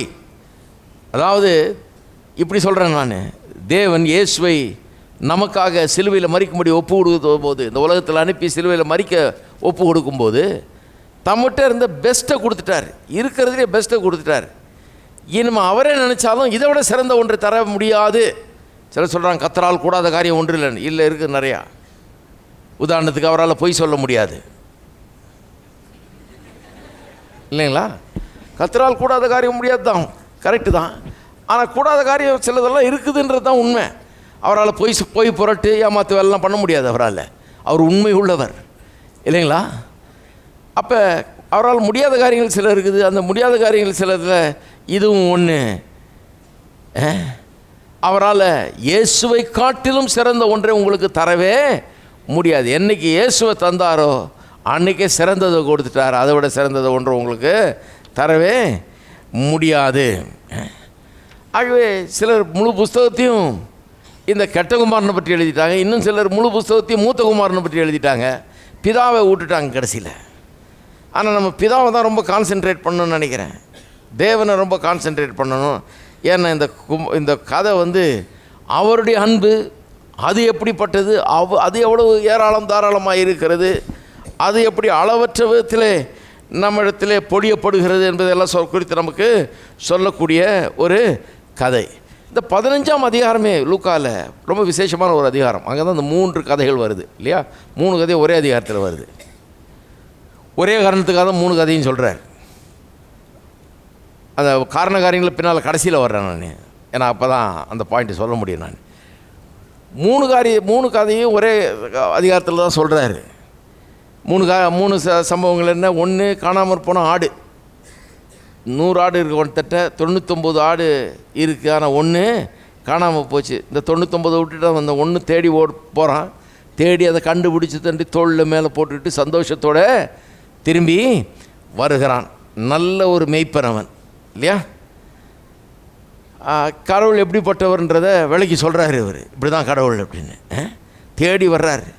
இந்த காணாமல் போன ஒருத்தனை தேடுறவர் அவர்னு. அடுத்த கதை வந்து ஒரு பெண் 10 காசு வச்சுருக்கிறா, அதில் 1 காணாமல் போயிடுது. இந்த 1 காசை தேடி கண்டுபிடிக்கிறதுக்காக வீடு முழுவதும் பெருக்கி சுத்தம் பண்ணி அந்த 1 காசை தேடி கண்டுபிடிச்சோன்னா அவ்வளோ சந்தோஷப்பட்டு மகிழ்கிறாள் அவன். அப்படி தான் கர்த்தர் அந்த நல்ல பெண் இருக்கிறா பாருங்கள், அவளை போல தான் நம்முடைய கர்த்தர் என்று சொல்லி இப்படி தேவனுடைய அன்பை நமக்கு விளக்குகிறார். அப்புறம் தான் வர்றாரு இந்த கதைக்கு. எது? 3வது கதைக்கு. இதனால் 2 குமாரர்கள் இருந்தார்கள். அதில் ஒருத்தன் இப்படி கெட்டு போய் அழிஞ்சு போய் போனான். அவனை தேடி கண்டுபிடிச்சி அவனை சரி பண்ணுறார் ஆண்டவர். அவன் திரும்ப வந்தபோது அவனை ஏற்றுக்கொண்டு அவனை மன்னித்து அவனுடைய வாழ்க்கையை சீர்படுத்துகிறாரு. இது 3வது கதை. இதில் அவர் ஒரு நல்ல தகப்பன், ஒரு அன்புள்ள தகப்பன் என்பதை இவருங்க பேசுகிறார். சரி, இது கொஞ்சம் கடகடன்னு பார்ப்போம். லூக்கா 15ஆம் அதிகாரம். தெரிஞ்ச கதைன்னு அப்படியே ஓட்ட விட்டுறாதீங்க, ரிலாக்ஸ் பண்ணாதீங்க, ரொம்ப ஜாக்கிரதையாக பாருங்கள். ஏன்னா இதில் சில பின்னணிக்கு அடுத்த சில காரியங்கள்லாம் சொல்லி அதை விளக்க போகிறேன். ஏன்னா இந்த மாதிரி கதைகள்லாம் நான் பார்த்த வரைக்கும் மேலோட்டமாக வாசித்தா புரியாது. ஏன்னா வேறொரு கலாச்சாரத்தில் சொல்லப்பட்ட கதை, வேறொரு காலகட்டத்தில் சொல்லப்பட்ட கதை. இதை வந்து இந்த காலத்தில் நம்ம புரிஞ்சுக்கணுன்னா சில காரியங்களை அப்டேட் பண்ண வேண்டியதாக இருக்குது, சில தகவல்களை கொடுக்க வேண்டியதாக இருக்குது. முக்கியமாக இந்த மேலை நாட்டுக்காரங்களுக்கு இந்த மாதிரி கதைகளை சொல்லும்போது வேத வசனத்தில் இருக்கிற எல்லா கதைகளுமே ரொம்ப விளக்குறது ரொம்ப கஷ்டம். நான் முதல்ல பிரசங்கம் பண்ண ஆரம்பித்தப்போ, படித்து முடிச்சுட்டு பிரசங்கியாரானப்போ வீட்டில் ஒரு பைபிள் ஸ்டடி நடத்துவேன். அப்போ இவங்கெல்லாம் வருவாங்க, ஒரு டசன் ஆட்கள் வருவாங்க. அதில் 2 பேர் தான் ரட்சிக்கப்பட்டவங்க, மீதி பேர்லாம் ரட்சிப்பு இல்லாதவர்கள். அவங்க வந்து ஆண்டவரை தெரியாது. எதுக்கு வந்தாங்கன்னா அவங்க வாழ்க்கையில் சில பிரச்சனைகள், அதுக்கு உதவி வேணும்னு சொன்னாங்க. நான் சொன்னால் ஒரு பைபிள் ஸ்டடி மாதிரி நடத்துகிறேன். எப்படி உதவுறது? பின்ன பைபிள் ஸ்டடி மாதிரி நடத்துகிறேன், ஆண்டவரை பற்றி சொல்லணும்ல, அதனால் வர சொல்லுங்கள், நான் பைபிள் ஸ்டடி மாதிரி எடுக்கிறேன்னு சொல்லிட்டு பைபிள் ஸ்டடி எடுப்பேன். அதில் வந்து அப்போ தான் தொடர் போதனைன்னு ஆரம்பித்தேன். அதான் முதல்ல நான் செய்த தொடர் போதனை. அது என்னென்னா, யோவான் எழுதின சுவிசேஷத்தை எடுத்து ஒரு அற்புதமாக எடுத்து அதை கொண்டு இயேசு எப்படி நம்முடைய வாழ்க்கையை மாற்றுகிறார் என்பதை ரொம்ப சிம்பிளாக சொல்ல ஆரம்பித்தேன். அதில் ஒரு கதையாக போவேன். முதல் கதையே என்ன? கானாவூரில் கல்யாண வீட்டில் நடந்த அற்புதம். அதுலேயே பாருங்கள், சொல்லும்போது இவங்கெல்லாம் வெள்ளைக்காரங்க, வெளிநாட்டுக்காரங்க, மேல்நாட்டுக்காரங்க, அவங்களுக்கு அது என்னன்னே விளங்க மாட்டேங்குது. திராட்சரசம் குறைவுபட்டுச்சு, சரி அது விளங்குது, தேவைப்படுதுன்றது விளங்குது. போய் கடையில் இன்னும் கொஞ்சம் வாங்கிட்டு வரலாம், எதாவது பண்ணலாம். சரி கடை இல்லைன்னா அவங்க என்ன நினைக்கிறாங்க, எல்லாத்தையும் சொல்லி சாரி அட்ஜஸ்ட் பண்ணிங்க அப்படின்னா எல்லோரும் ரொம்ப பெருந்தன்மையாக பரவாயில்லைங்க, அதனால என்ன இல்லைன்னா பரவாயில்ல, கொடுக்குற வரைக்கும் கொடுத்தீங்க சந்தோஷம், இல்லைன்னா பரவாயில்லன்ட்டு போயிடுவாங்க அந்த ஊரில். ஆனால் நம்ம ஊர் கதை அவங்களுக்கு தெரியாது. பிரியாணி ஆகி போயிடுச்சுன்னா எல்லாம் கிளம்புங்க, வழியில் நிறைய ஹோட்டல் இருக்குது சாப்பிட்டு போங்கன்னு சொல்ல முடியாது. சண்டைக்கு வந்துடுவாங்க, பெரிய பஞ்சாயத்து ஆகிடாங்க. கல்யாண வீட்டில் ஏதாவது குறைவுபட்டால் அங்கே பெரிய தகராறு வர்றதுக்கு ஒரு வாய்ப்பு இருக்குது சில கல்யாணங்களில் இல்லையா? ஆள் எப்படின்ற பொறுத்து இருக்குது. எல்லா கல்யாணத்துலையும் எப்படி இல்லை, சிலர் பெருந்தன்மையாக போயிடுவாங்க. சில இடத்துல கொஞ்சம் பிரச்சனையை உண்டாக்கக்கூடிய ஆட்கள்லாம் இருக்கிறாங்க இல்லையா? நம்ம ஊரில் அதெல்லாம் ரொம்ப சகஜம். இதில் பிரச்சனை வந்துடும் கண்டிப்பாக, அந்த அளவுக்கு ஆகிடும். அப்போ அந்த கான்டெக்ஸ்ட் அவங்களுக்கு விளங்க மாட்டேங்குது பாருங்கள். இதெல்லாம் நான் விலைக்கு சொல்ல வேண்டியதாக போச்சு. எங்கள் ஊரில் அப்படி தான், இந்த கிழக்கத்திய கலாச்சாரம் அப்படி தான். அந்த கிழக்கத்திய கலாச்சாரத்தில் திராட்சரசம் ஆகி போயிடுச்சுன்னா அவன் அலறி அடித்து ஓடிப்போய், ஐயோ அப்பா ஏதாவது அற்புதம் நடக்காதா, யாராவது அற்புதமாக செஞ்சு கொடுக்க மாட்டாங்களா, எங்கே போய் இவ்வளோ திராட்சரசம் வாங்குறதுன்னு அவன் ஆண்டவரையே வேண்டிக் கொள்ள ஆரம்பிப்பான். அந்த மாதிரி ஒரு கலாச்சாரம்னு சொல்லி தான் அதை விலைக்கு சொன்னேன் அந்த கதையை. அப்போ தான் அவங்களுக்கு விளங்கும், ஓஹோ அப்படியா உங்கள் ஊரில் இப்படியா, அதுதான் இதுக்கு இப்படி சொல்லியிருக்கான்னு. இல்லைன்னா இதுக்கு ஏன் போய் அற்புதம் செய்யணும், இவர் என்ன விளையாண்டுட்டு இருக்கிறாரா அற்புதத்தை வச்சுன்ற மாதிரி அவங்க கேள்வி. கவனிச்சிங்களா? அப்போ அதே மாதிரி தான் இந்த சமாரிய ஸ்திரீ கதை வந்தது. அப்போ நான் போதிக்க ஆரம்பித்தேன். அப்போ தான் அந்த பேக்ரவுண்ட் இன்ஃபர்மேஷனுடைய இம்பார்ட்டன்ஸை நான் உணர ஆரம்பிச்சது. இது எவ்வளோ முக்கியம்னு ஒரு வேத வசனத்தை புரிஞ்சுக்கிறதுக்கு இது பின்னணி தகவல்கள்லாம் எவ்வளோ முக்கியம். அந்த கலாச்சாரம், அந்த ஊர், அதனுடைய பழக்க வழக்கங்கள், இதெல்லாம் புரிஞ்சால் தான் அந்த கதையை சரியாக நம்ம வியாக்கியானம் பண்ண முடியும், புரிஞ்சிக்க முடியும், அர்த்தம் சொல்ல முடியும். இந்த என்ன 4ஆம் அதிகாரத்தில் வர்ற கதை வந்து சமாரிய ஸ்திரீ. அந்த கதையை சொல்லும்போது கிணத்தண்டையில் இயேசு அவளை சந்திச்சார், தண்ணி பிடிக்க வந்தா அவள் சந்திச்சார்னு சொல்ல ஆரம்பிச்சிட்டா. அப்போ எனக்கு அவ்வளோ அனுபவம் இல்லை பாருங்கள். நேராக கதையை ஆரம்பிச்சிட்டேன் நான், எல்லாம் விளங்கிக்குவாங்கன்னு நினச்சி சொல்ல ஆரம்பிச்சோன்னே எல்லாம் பார்க்குறாங்க. அதுவும் ரட்சிக்கப்படாத ஆளுங்கெல்லாம் கிணத்தண்டையில் தண்ணி பிடிக்க வந்தாளா, அங்கே எல்லாம் வருவாங்களா, அங்கே இயேசுவும் வந்தார், அவர் தண்ணி குடிக்கலான்னு வந்தார். அது என்ன கிணறு, இவன் பார்த்ததே கிடையாது அப்படிப்பட்ட கிணறு. எனக்கு தெரிஞ்ச ஒரு பாட்டியம்மா அந்த ஊரில் கிணறு வெட்டினாங்க பாருங்கள். அவங்க ஒரு வீடு கட்டியிருந்தாங்க, வீடு கட்டிட்டு கிணறு வெட்டுறேன்னாங்க. இன்றைக்கி தான் வெட்டுறேன்னாங்க, அடுத்த நாள் போகிற எல்லாம் முடிஞ்சிருச்சுன்னாங்க. 600 அடிக்கு நோண்டி இருக்கமாக்கும் கிணறு, ஃபஸ்ட் கிளாஸாக வருது தண்ணி, நிறைய தண்ணி எந்த காலத்துலேயும் குறைவில்லாமல் வரும்னாங்க. சரி ரொம்ப எங்கே இருக்குது கிணறுன்னு. அப்போ தான் நான் போயிருக்கேன் அந்த ஊருக்கு. எங்கே இருக்குது கிணறு, பின்னால் இருக்குது. நான் பின்னால் போய் தேடி தேடி பார்க்குறேன், கிணறு காணும். அப்போல்லாம் இந்த போர்வெல் இப்படியெல்லாம் போடுவாங்கன்றது எனக்கு அவ்வளோ தெரியாது பாருங்கள். ஏதோ இந்த பம்ப் அடிக்கிறாங்க அதெல்லாம் பார்த்துருக்கேன். அது சின்ன ஒரு சும்மா லேசாக பைப் இறக்கி என்னத்தையோ பண்ணுறாங்க, அது மாதிரி தெரியுது. 600 அடி போட்டிருக்கேன்றாங்க. என்ன அவ்வளோ பெரிய கிணத்துல இறங்கி இங்கே விளையாண்டு குளிச்செல்லாம் இருக்கிறேன் நான். நம்ம ஊரில் கிராமத்தில் கிணத்துக்கெல்லாம் போயிருக்கிறேன். அங்கே எல்லாம் கூடி வந்து தண்ணி எடுப்பாங்கலாம் தெரியும் எனக்கு. அந்த மாதிரி கிணறு எதிர்பார்த்துட்டு போனால் கிணறே காணாங்க.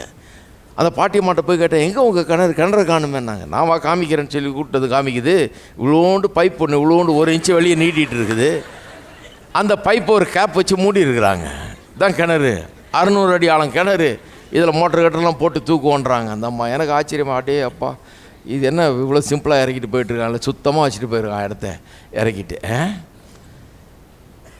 அப்போ அவங்கள்ட்ட போய் கிணத்தண்டையிலே அப்படின்னா எந்த கிணத்தண்டையிலே எல்லாம் ஒரு நாள் முழிக்கிறாங்க, எந்த கிணத்தண்டையிலேன்னு.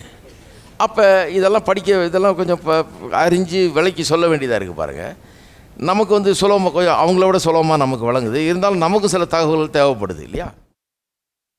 நம்ம ஊர்லலாம் கிணத்து கிராமத்தில் போனீங்கன்னா ஒரு பெரிய கிணறு இருக்கும், 20-30 ரேடியஸ்க்கு இருக்கும். பெண்கள்லாம் வந்து சுற்றில நின்று தண்ணி இறைச்சி, பெண்கள் ஆண்கள் எல்லாம் வருவாங்க, குடத்தை தூக்கிட்டு வந்து நின்று அடித்து எடுத்துகிட்டு போகிறவங்களாம் இருக்கிறாங்க. சில ஊர்களில் ஒரே ஒரு கிணறு தான் இருக்கும், பப்ளிக்காக எல்லோரும் வந்து எடுத்துகிட்டு போகிற மாதிரி. இந்த மாதிரிலாம் பிரச்சனைகள்லாம் இதெல்லாம் இருக்குதுன்னு நம்ம பார்த்துருக்குறோம் இல்லையா. இந்த சும்மா சிட்டியில் கூட எடுத்துங்க, குழாய் அடிக்கு தண்ணிக்கு வர்றதுங்கிறது ஒரு புதுசு கிடையாது. அந்த ஊரில் தண்ணீர் முள்ள வந்தாள் அப்படின்னா எதுக்காக வந்தால் வீட்டை விட்டு வெளியே அப்படின்னு கேட்பாங்க. ஏன்னா வீட்டுக்குள்ளேயே தண்ணி வருது, எந்த குழாயை திறந்தாலும் தண்ணி வருது. அதனால் அவங்களுக்கு அந்த கான்செப்டே விளங்காது. இந்த குழாய்க்கு போகிறது, குடத்தை எடுத்துகிட்டு போகிறது, இறைக்கிறது, இதெல்லாம் விளங்காது பாருங்கள். இதெல்லாம் விளக்கி சொல்லணும். அதே மாதிரி தான் இந்த கதையும்.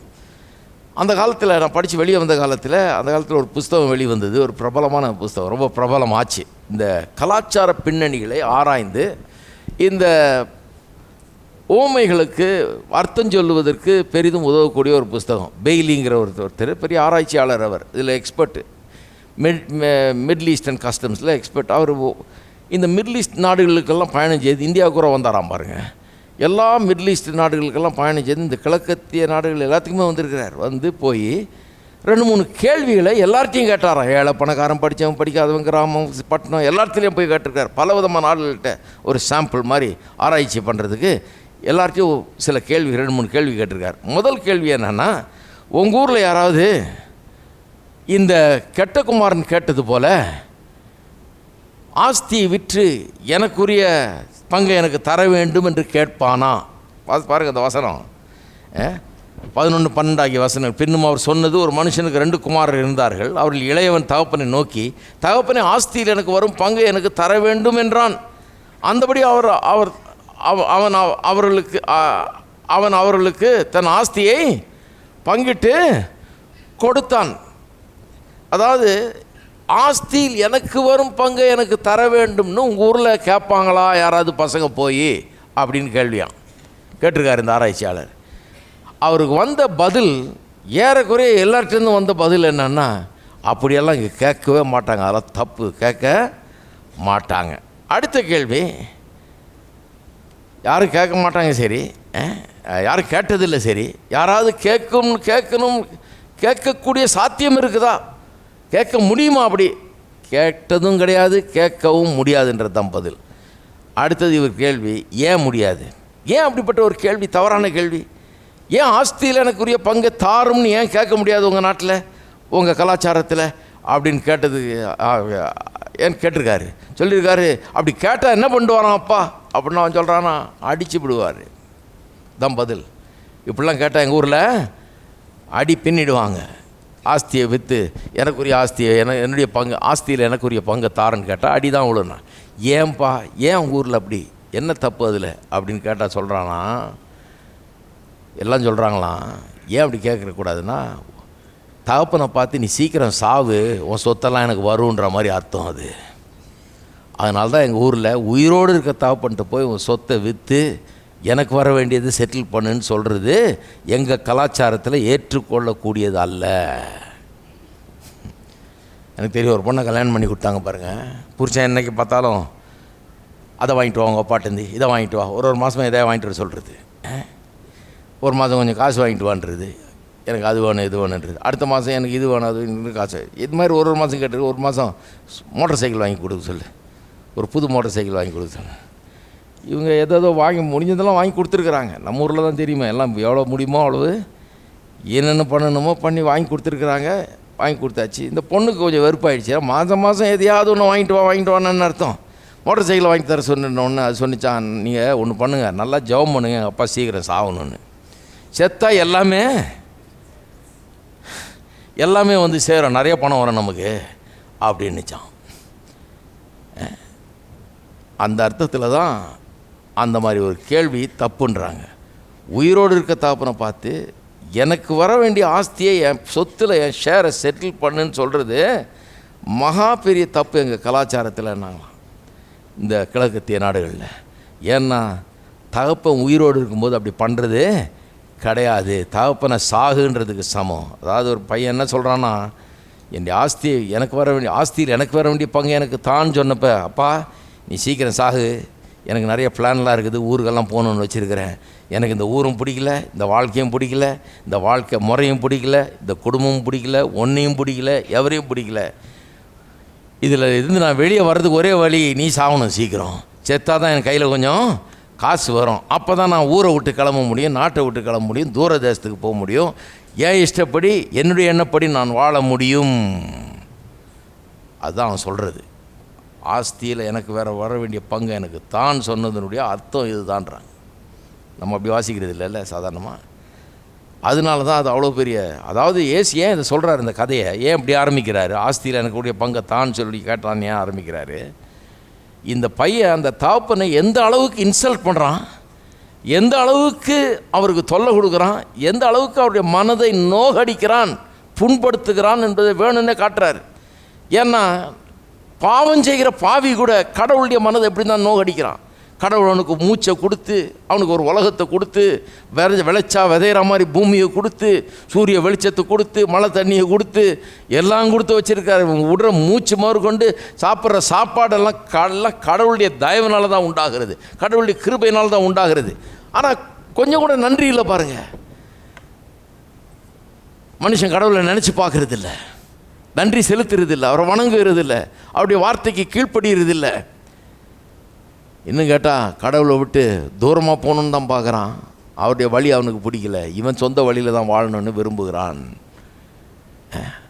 அப்படி நான் போகிறேன், என் சொந்த வழியில் வாழ்வேன், நீயும் வேணாம், உன் வழியும் வேணாம், உன் குடும்பமும் வேணாம், எதுவும் வேணாம், சொத்தை விற்று என் கையில் முதல்ல கொடுன்னு சொல்லி அப்படி அந்த அளவுக்கு இருதயத்தை நோகடிக்கிற மகனை கூட கர்த்தர் நேசிக்கிறார் என்பதை காட்டுறதுக்கு அதான் கதையை சொல்கிறார்.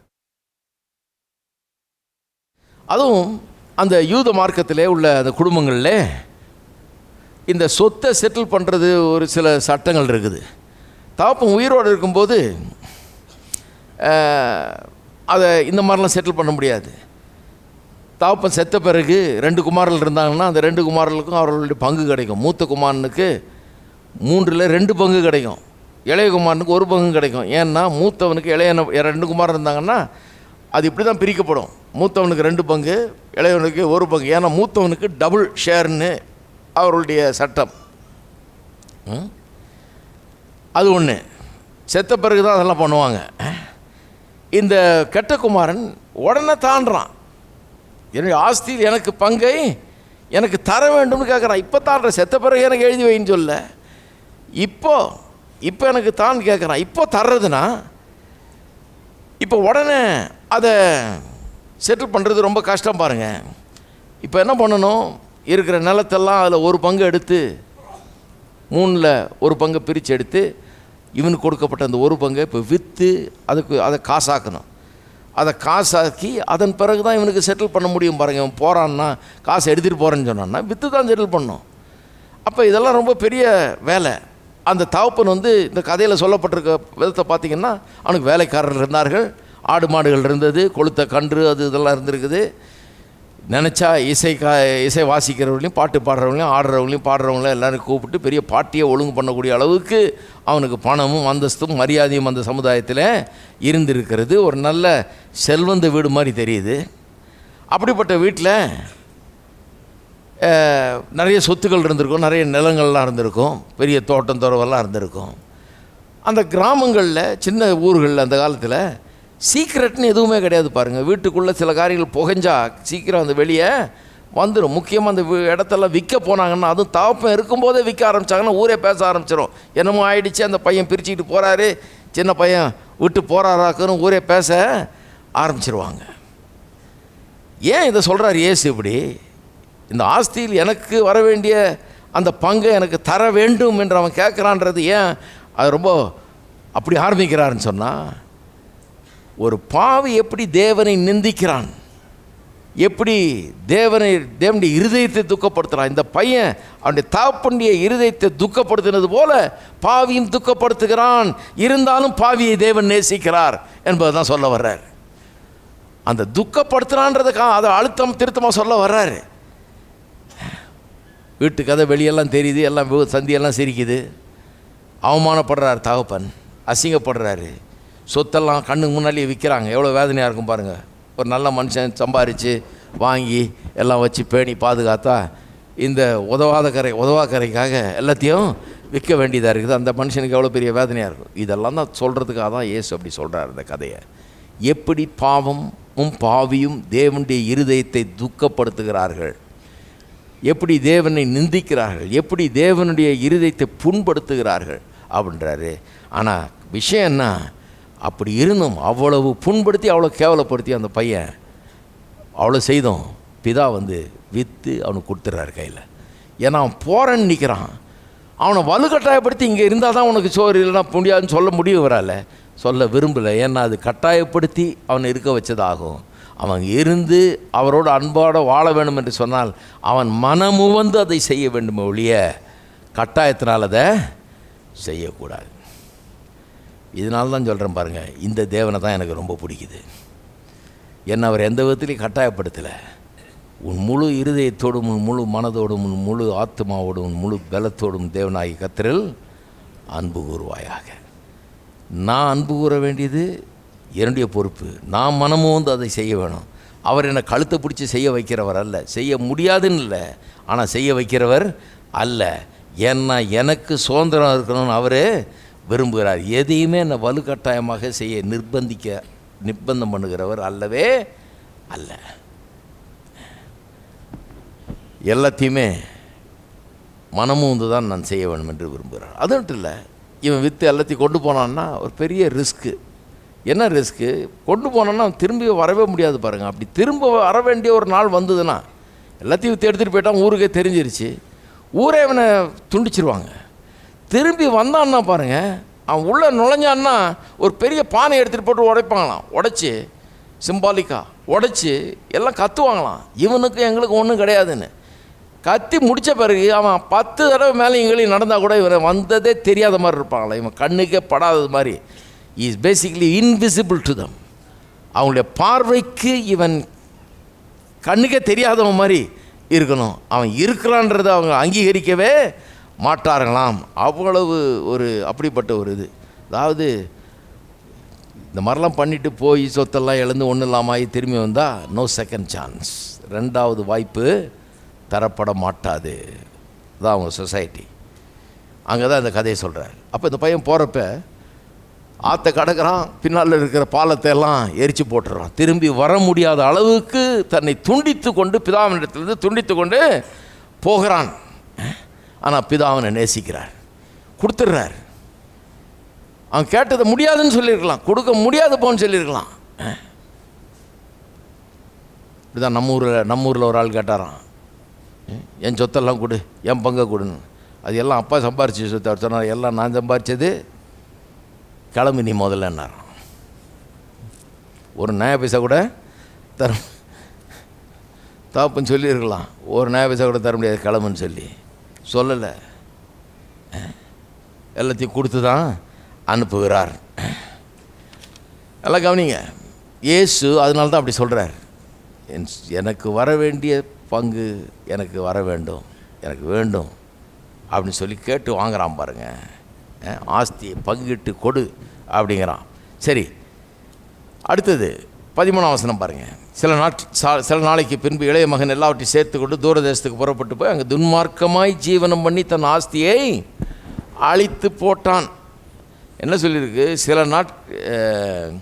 சில நாளைக்கு பின்பு எல்லாத்தையும் சேர்த்து கொண்டு தூரதேசத்துக்கு புறப்பட்டு போய் கொஞ்ச நாள்லேயே கிளம்பிட்டானாம் பாருங்கள். ஊரெல்லாம் சிரிக்குது, கொஞ்சம் டேமேஜ் கண்ட்ரோல் பண்ணலான்னு பார்த்தா டைம் கூட இல்லை அப்பாவுக்கு. மானத்தை வாங்கிட்டான், எல்லாத்தையும் விற்றாச்சு, விற்று கிளம்புறான். நிறைய வேத வல்லுநர்கள் சொல்கிறாங்க, அதை விற்கும்போது கூட ரொம்ப சீப் விலைக்கு தான் விற்றுருப்பாங்களாம். ஏன்னா அவசரமாக விற்றா அப்படி தான். நம்ம அவசரத்துக்கெல்லாம் அவங்க அடிமட்ட விலைக்கு தான் கேட்டு பேசி வாங்குவாங்க இல்லையா? இப்படி ஒரு நிர்பந்தம் பண்ணி தன்னுடைய வேலை ஆகணும்னு சொல்லி தாப்பனை கெடுத்து மட்டமான விலைக்கு விற்க வச்சு கிளம்புகிறான். He left in a few days.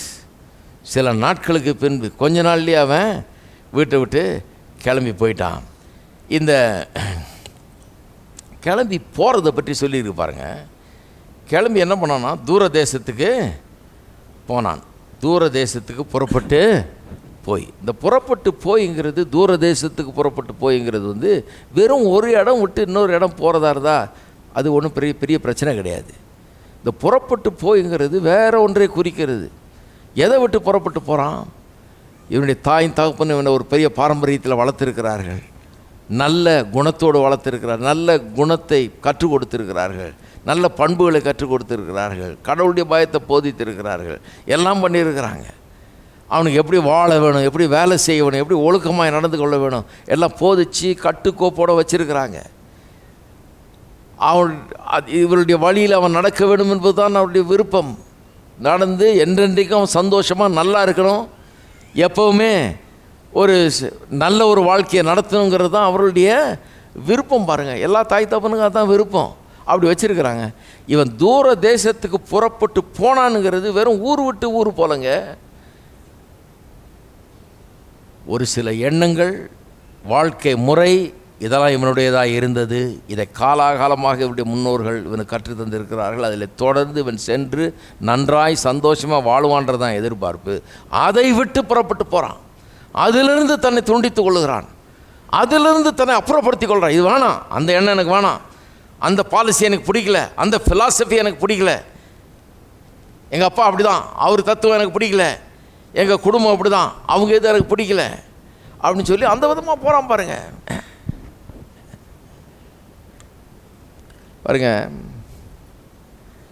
சில வேண்டாத பாரம்பரியங்கள்லாம் இருக்குது, அதெல்லாம் விட்டு ஒழிக்க வேண்டியது தான்.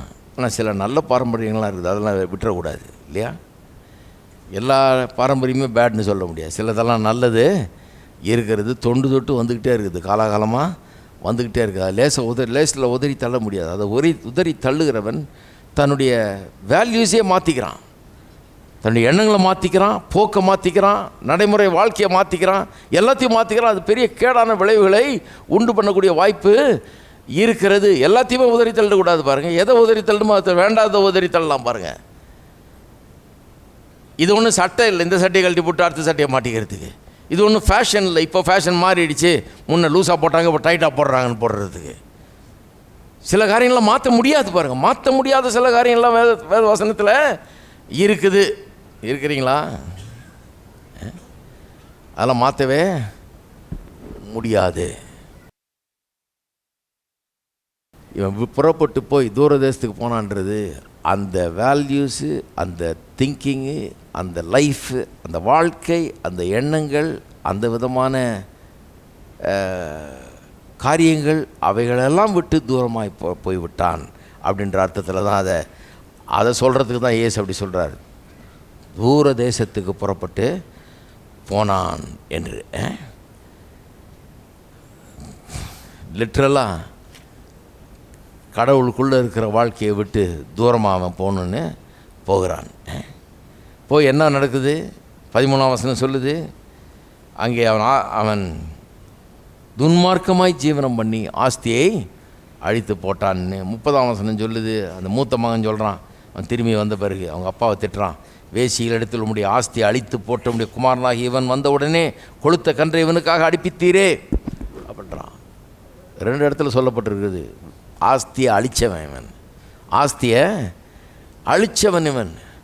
ஆஸ்தியை அழிக்கணுன்னா பாருங்கள், அமெரிக்காவில் கொஞ்சம் நாளைக்கு முன்னால் ஒரு ரிசர்ச் பண்ணி சொல்கிறாங்க, ஒரு முட்டாள் கையில் எத்தனை ஆயிரம் கோடி கொடுத்தாலும் அதை காலி பண்ணுறதுக்கு 3 வருஷம் போதும். கண்டிப்பாக 3 வருஷத்தில் அவன் காலி பண்ணுவான். கவனிக்கிறீங்களா? 3 வருஷத்தில் காலி பண்ணுவானா தன்னுடைய ஆஸ்தியெல்லாம். முட்டாள் இவன், அப்படிப்பட்ட ஒரு முட்டாள். எத்தனை வருஷம் ஆச்சுன்னு தெரில, இவன் 3 வருஷம் ஆன மாதிரி தெரில, 3 மாதத்துலேயே காலி பண்ணானோ என்னமோ தெரில. போனவன் எல்லாத்தையும் காலி பண்ணிட்டான். இந்த காலி பண்ணுறது ரொம்ப சுலபம் தெரியுமா? காலி பண்ணுறது ரொம்ப சுலபம். ஏன்னா நீங்கள் சம்பாதிக்கும் போது யாரும் உங்களுக்கு உதவி செய்ய மாட்டாங்க சம்பாதிக்கிறதுக்கு. நீ நல்லா சம்பாதிச்சுக்கோவா, நான் உனக்கு ஹெல்ப் பண்ணுறேன். நீ நல்லா சம்பாதிக்கிறதுக்காக இந்த மாதத்துலேருந்து நீ 10 லட்சம் மாதம் சம்பாதிக்கிற மாதிரி நான் உனக்கு உதவி செஞ்சு கொடுக்குறேன்னு யாரும் வரமாட்டாங்க. ஹலோ, சிலர் பார்க்குறாங்க, இல்லையே அப்படி வருவாங்கன்னு நினச்சேனே. நினச்சிங்கன்னா போச்சு, யாரும் வரமாட்டாங்க. நீங்கள் நல்லா சம்பாதிக்கிறதுக்காக அவங்க ஒன்றும் உதவி செய்ய மாட்டாங்க. செலவழிக்கிறீங்கன்னு சொன்னீங்கன்னா வருவாங்க நிறைய பேர். ஆட்டம் போடுறதுக்கு கூட சேர்ந்து ஒரு ஆட்டம் போடுறதுக்கு வருவாங்க. காசு இருக்கிற வரைக்கும் ஒரு பட்டாளமே கூட இருக்கும் பாருங்கள். அங்கே எப்படின்னா காசு இருந்ததுன்னா காலையிலே வந்துடுவாங்க, காலையிலே வந்துடுவாங்க, நாள் முழுக்க இருப்பாங்க. சாயந்தரம் திருப்பி படுக்கிற வரைக்கும் உங்களை படுக்க வச்சு தூங்க வச்சுட்டு தான் போவாங்க. அது வரைக்கும் செலவெல்லாம் உங்களுடையது. இப்படி தான் அவனும் பண்ணியிருப்பான்னு நினைக்கிறேன். ஏன்னா ஊரில் நடக்கிறது தானே இது. அன்றைக்கும் ஒன்றும் இன்றைக்கும் பெரிய வித்தியாசம் ஒன்றும் கிடையாது. அந்த விஷயத்தில் கலாச்சாரம் ஒன்றும் அப்படி ஒன்றும் மாறி இல்லை, அதே கலாச்சாரம் தான். ஊரில் ஆட்டம் போட்டு எல்லாம் ஓஞ்சாச்சு. 14ஆம் வசனம் சொல்லுகிறது, எல்லாவற்றையும் அவன் செலவழித்த பின்பு அந்த தேசத்திலே கொடிய பஞ்சம் உண்டாயிற்று. அப்பொழுது அவன் குறைவுபடத் தொடங்கி அந்த தேசத்து குடிகள் ஒரு இடத்தில் போய் ஒட்டி கொண்டான். அந்த குடியானவன் அவனை தன் வயலில் பன்றிகளை மேய்க்கும்படி அனுப்பினான். அப்பொழுது பன்றிகள் தின்கிற தவிட்டினாலே தன் வயிற்றை நிரப்ப ஆசையாக இருந்தான். ஒருவனும் அதை அவனுக்கு என்ன அவலை நிலை பாருங்கள். இருக்கும்போது செலவழிக்கிறதுக்கு கூட்டினானுங்க 10 பேர். நல்லா சாப்பிட்டு எல்லாம் முடிஞ்ச உடனே சுற்றி பார்த்தா யாரையுமே காணோம். காசு முடிஞ்சிருச்சுன்னா அடுத்த நாள் காலையில் பயப்படாதீங்க, யாரும் வரவே மாட்டாங்க, உங்களை எந்த தொந்தரவும் பண்ணவே மாட்டாங்க. ஏன்னா வந்தால் நீங்கள் அவங்கள்ட்ட கேட்பீங்களேன்னு தெரியும் அவங்களுக்கு. இப்படி தான் உலகம். அதை கண்டுபிடிக்கிறான் பாருங்கள். ஒன்றுமே இல்லைன்னு ஒன்று அவன் போய் என்ன பண்ணுறான், இன்னொருத்தனிடத்தில் ஒட்டி கொண்டான்னு எழுதியிருக்குது. அந்த தேசத்தில் குடிகள் ஒரு இடத்துல போய் ஒற்றி கொண்டான். அதாவது என்ன அர்த்தத்தில் சொல்லியிருக்குன்னா, அந்த ஊரில் பெரிய பணக்காரனை பார்த்து எப்படியாவது இந்த மாதிரி ஒரு ஆள், ஒரு கொஞ்சம் வசதியான ஆள் கூட ஒட்டிக்கிட்டா. இந்த ஒட்டிக்கிட்டான்ற வார்த்தை ரொம்ப முக்கியம் பாருங்கள். ஒட்டி கொண்டான்ற வார்த்தை எதை காமிக்குதான்? It shows is desperation. அவன் எவ்வளோ ஒரு பயங்கரமான நிலையில் இருக்கிறான், அவன் எப்படி உணர்கிறான்றது அது காமிக்குது. யார்கிட்டையாவது ஒட்டிக்கிட்டாவது நம்ம வாழ்க்கையை நடத்திடலான்ற அப்படிப்பட்ட ஒரு லோ லெவலுக்கு வந்துட்டான் பாருங்கள். ஒட்டி கொண்டான். ஆனால் பாருங்கள், இவன் போய் அவனோட ஒட்டுறான். கவனிக்கிறீங்களா? இவன் போய் அவனோட ஒட்டுறான், அவன் இவனை உதறான். ஒட்டுறவனை அந்த அடுத்தவனும் கொஞ்சம் அரவணைச்சு, வாப்பா என் கூட ஒட்டிக்க, நல்லா இரு, என் கூட ஒட்டினாலே நீ நல்லா இருப்பவா அப்படின்னா பரவாயில்ல.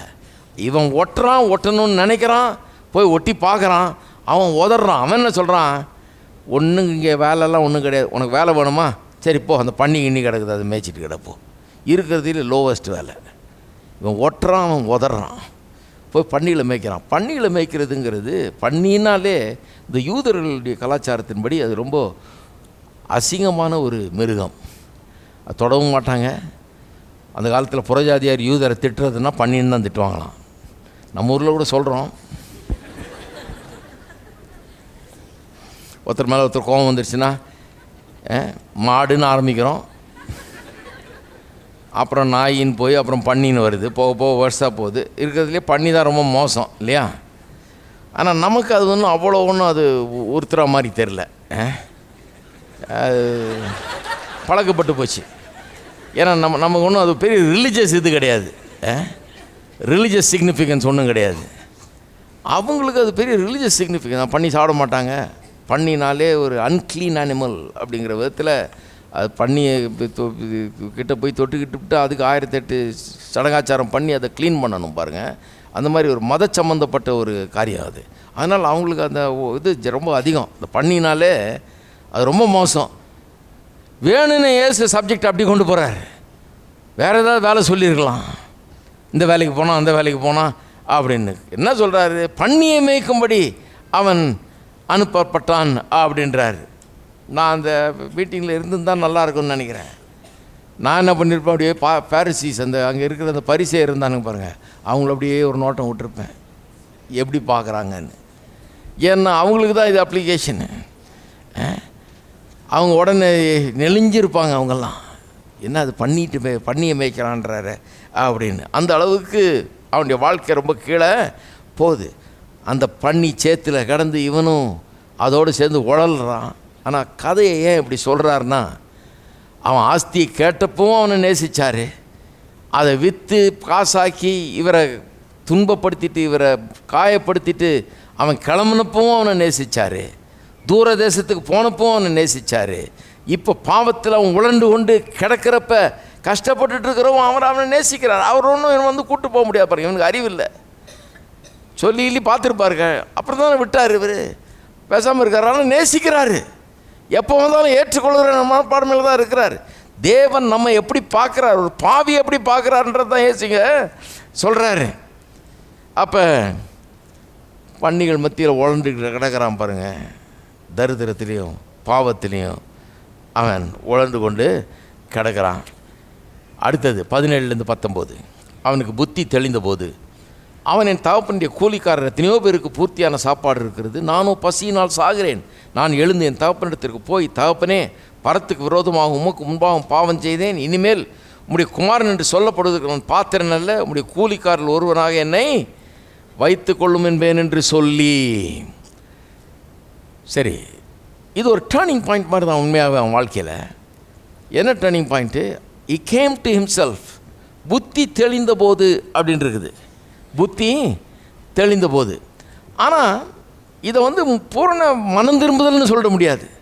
புத்தி தெளிந்த போதுன்றத அவனுக்கு மனம் திரும்புதலே வந்துட்டா மாதிரி சொல்லிட முடியாது. ஏன்னு சொன்னால் மனம் திரும்புதல் இன்னும் வரல. என்ன வந்திருக்குதுன்னா ரிப்பென்டன்ஸ் இல்லை, ஒரு விதமான ரியலைசேஷன் தான் வந்திருக்குது, ரிப்பென்டன்ஸ் வரல. என்ன ரியலைசேஷன்? இப்படியே இருந்தோன்னா பசியிலே செத்து போயிடுவோம். முதல்ல சாப்பாட்டுக்கு ஏதாவது ஒழுங்கு பண்ணும், மூளை வேலை செய்ய ஆரம்பிக்குது.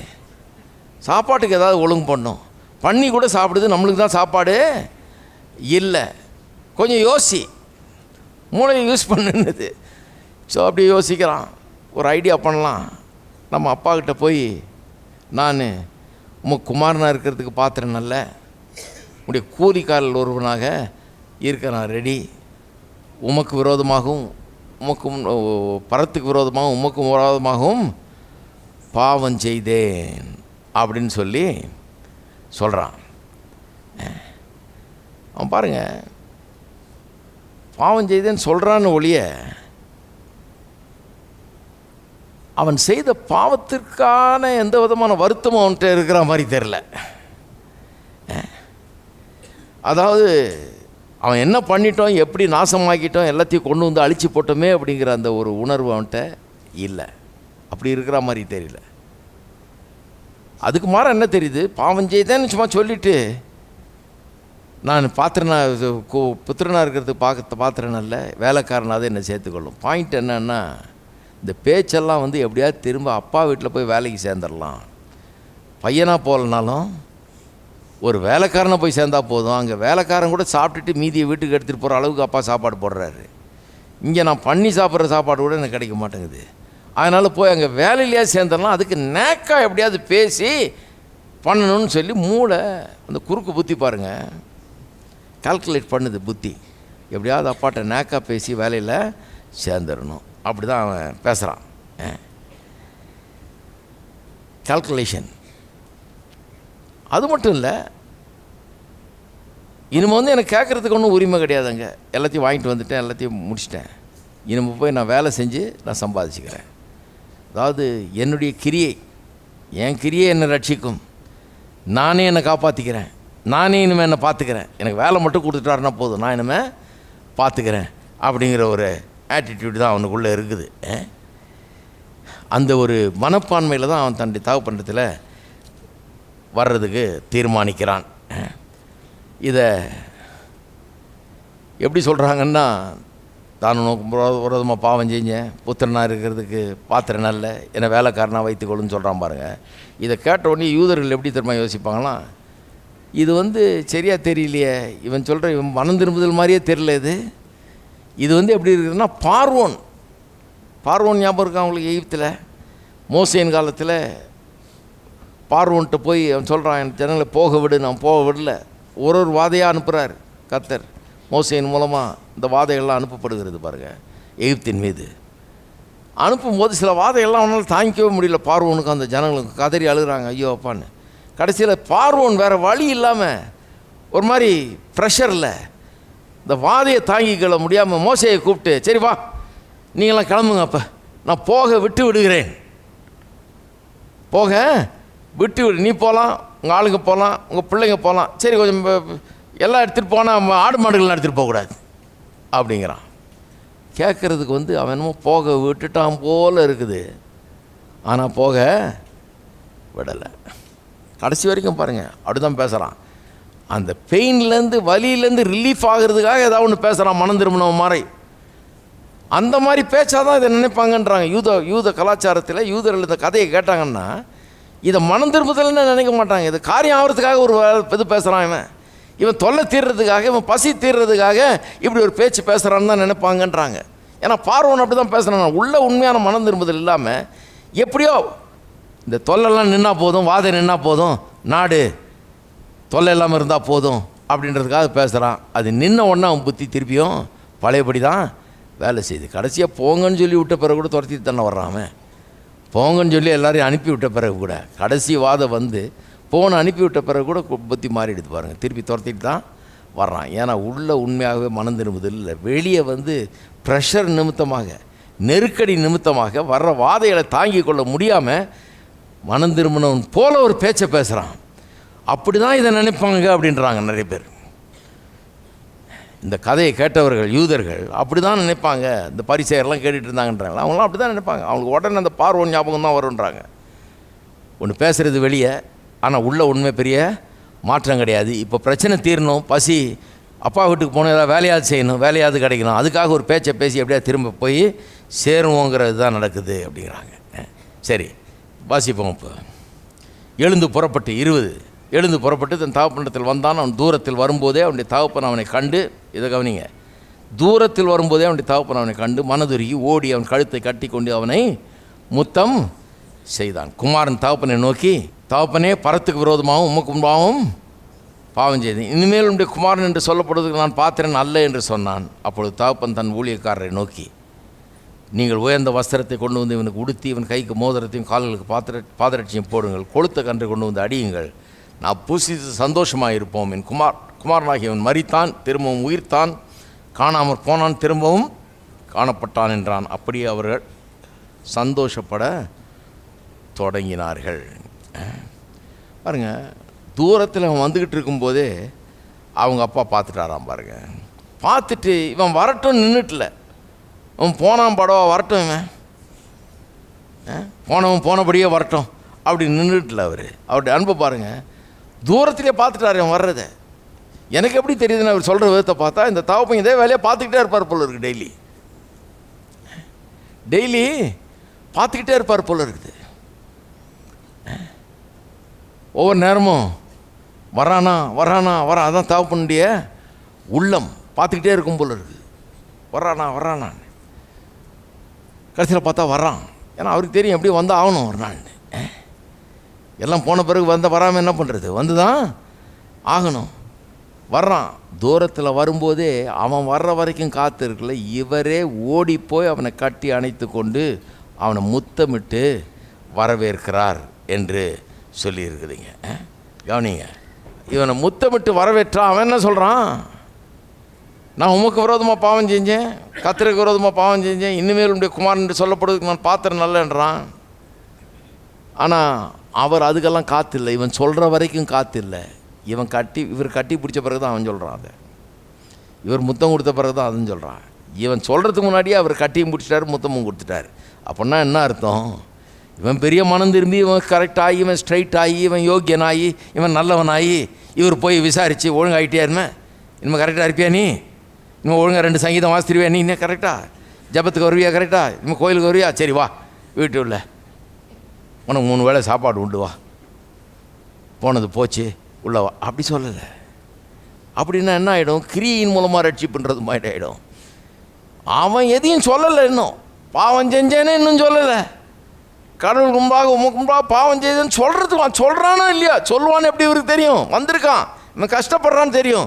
வீட்டை நோக்கி வர்றான், தகப்பனை நோக்கி வர்றான். இவர் ஓடி போகிறார். ஓடி போய் அவனை கட்டிக்கிட்டு அவனை முத்தம் கொடுக்குறார். முத்தம் கொடுத்து வரவேற்ற பிறகுதான் அவன் அதை சொல்லுகிறான். ஆகவே நான் சொல்லுகிறேன், அவர் தேவன் அவன் மீது தம்முடைய கிருபையை, தயவை, அன்பை பொழிகிறார். இவன் தன்னுடைய கிரியை காட்டுறதுக்கு முன்னாடி அவர் முந்திக்கிட்டார் பாருங்க. கிருபையும் அன்பையும் தயையும் பொழிந்தருளுகிறாள் அவன் மேலே. அப்புறம் இவன் இதை சொல்கிறான். சொன்னதை இவர் கண்டுக்கவே இல்லை பாருங்க. அவன் சொல்கிறான், நான் பாத்திரம் நல்ல, நான் பாவம் செஞ்சிட்டேன், நான் பாத்திரம் நல்ல என்று சொன்னான். அதற்கு அப்பொழுது தகப்பன், அடுத்த வசனம் பாருங்க 22, அப்பொழுது தகப்பன் உயர்ந்த வஸ்திரத்தை கொண்டா, மோதிரத்தை கொண்டா, பாதரட்சி. இவன் என்னமோ சொல்லிட்டுருக்கான், அவர் வேறு சப்ஜெக்ட் பேசுகிறார். இவன் நான் பாத்திரனே அல்லன்றான். அவர் என்ன சொல்கிறாரு? 3 ஐட்டம் கொண்டா சொல்கிறார். ஒன்று வஸ்திரம், உயர்ந்த வஸ்திரம்னு இருக்குது. உயர்ந்த வஸ்திரம் என்னென்னா, இருக்கிறதுலே வீட்டில் இருக்கிறதுலே சிறந்த வஸ்திரம். அந்த வீட்டுக்கு சொந்தக்காரர், ஓனரு, வீட்டிலேயே பெரிய ஆள் போடுற வஸ்திரம், அவர் போடுறதுலேயே பெஸ்ட்டு வஸ்திரம், அதை கொண்டாட சொல்கிறார். அதை இவனுக்கு போட சொல்கிறார். மிகப்பெரிய ஒரு ஆனர். வீட்டில் இருக்கிற ஏதாவது பழசு ஏதாவது எடுத்துகிட்டு வா அப்படின்னு சொல்ல, வேண்டாத ஏதாவது கடந்து எடுத்துகிட்டு வான்ல. உயர்ந்த வஸ்திரம்னா வீட்டில் இருக்கிறதுலே சிறந்த வஸ்திரத்தை அதை எடுத்துகிட்டு வர சொல்கிறாரு. இவன் பாத்திரம் நல்லன்றான், அவர் அதை எடுத்துகிட்டு வான்றாரு.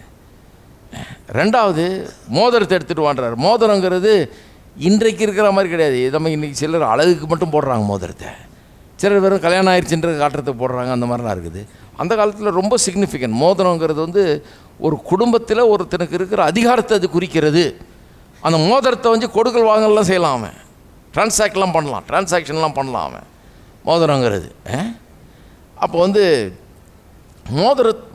மோதிரம் கையில் இருந்ததுன்னா அது ரொம்ப முக்கியம் பாருங்கள். ஏன்னா அந்த குடும்பத்தில் அவன் இருக்கிறான், இவன் கேரண்டி பண்ணலாம் சில காரியங்களை, இவன் அந்த மோதிரத்தை காட்டியே சில வேலைகள்லாம் நடத்தலாம். அந்த குடும்பத்தில் இவன் இருக்கிறான், அந்த குடும்பத்தில் இவனுக்கு அதிகாரம் கொடுக்கப்பட்டிருக்கிறது என்பதற்கு அடையாளமாக அது இருக்கிறது. அப்புறம் பாதரட்சை கொண்டாடுறாரு. பாதரட்சைங்கிறது அந்த காலத்தில் வேலைக்காரர்கள் பாதரட்சை அணிய மாட்டாரலாம், பிள்ளைகள் தான் பாதரட்சை அணிய முடியும் வீட்டில். இவனுக்கு பாதரட்சியை கொடுத்து வைக்கிறார். இந்த 3 இவன் சொன்ன 3 காரியத்துக்கு பதில்.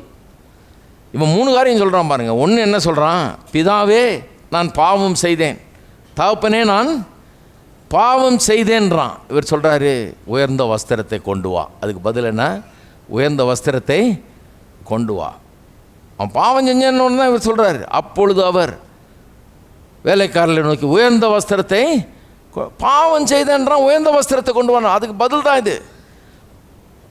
பாவம் செய்தவன் என்ன பாருங்க, அவன் போய் பன்னியோடு இருந்து அழுக்கா, உச்சந்திலேருந்து உள்ளங்கால் வர அழுக்கா வர்றான். ரெம்பிராண்ட்ங்கிற பெரிய பெயிண்டர் இதை பற்றி ஒரு படம் வரைஞ்சிருக்காராம் பாருங்கள். 1600வது ஆண்டுகள்லேயே வரைஞ்சிருக்கிறார் படம். வரைஞ்சி அது பெரிய பிரபலமான படமாக. அதில் அற்புதமாக அந்த காட்சியை விவரித்திருக்கிறார். திரும்பி வருகிற அந்த கெட்ட குமாரனை அவனுடைய அழுக்கோட கந்த கோலமாக பன்னியோடு இருந்துட்டு பன்னி மேய்ச்சிட்டு வர்றவனை வரைஞ்சிருக்காராம் பாருங்கள். அவ்வளோ அற்புதமாக வரைஞ்சிருக்காருன்றாங்க அந்த காட்சியை.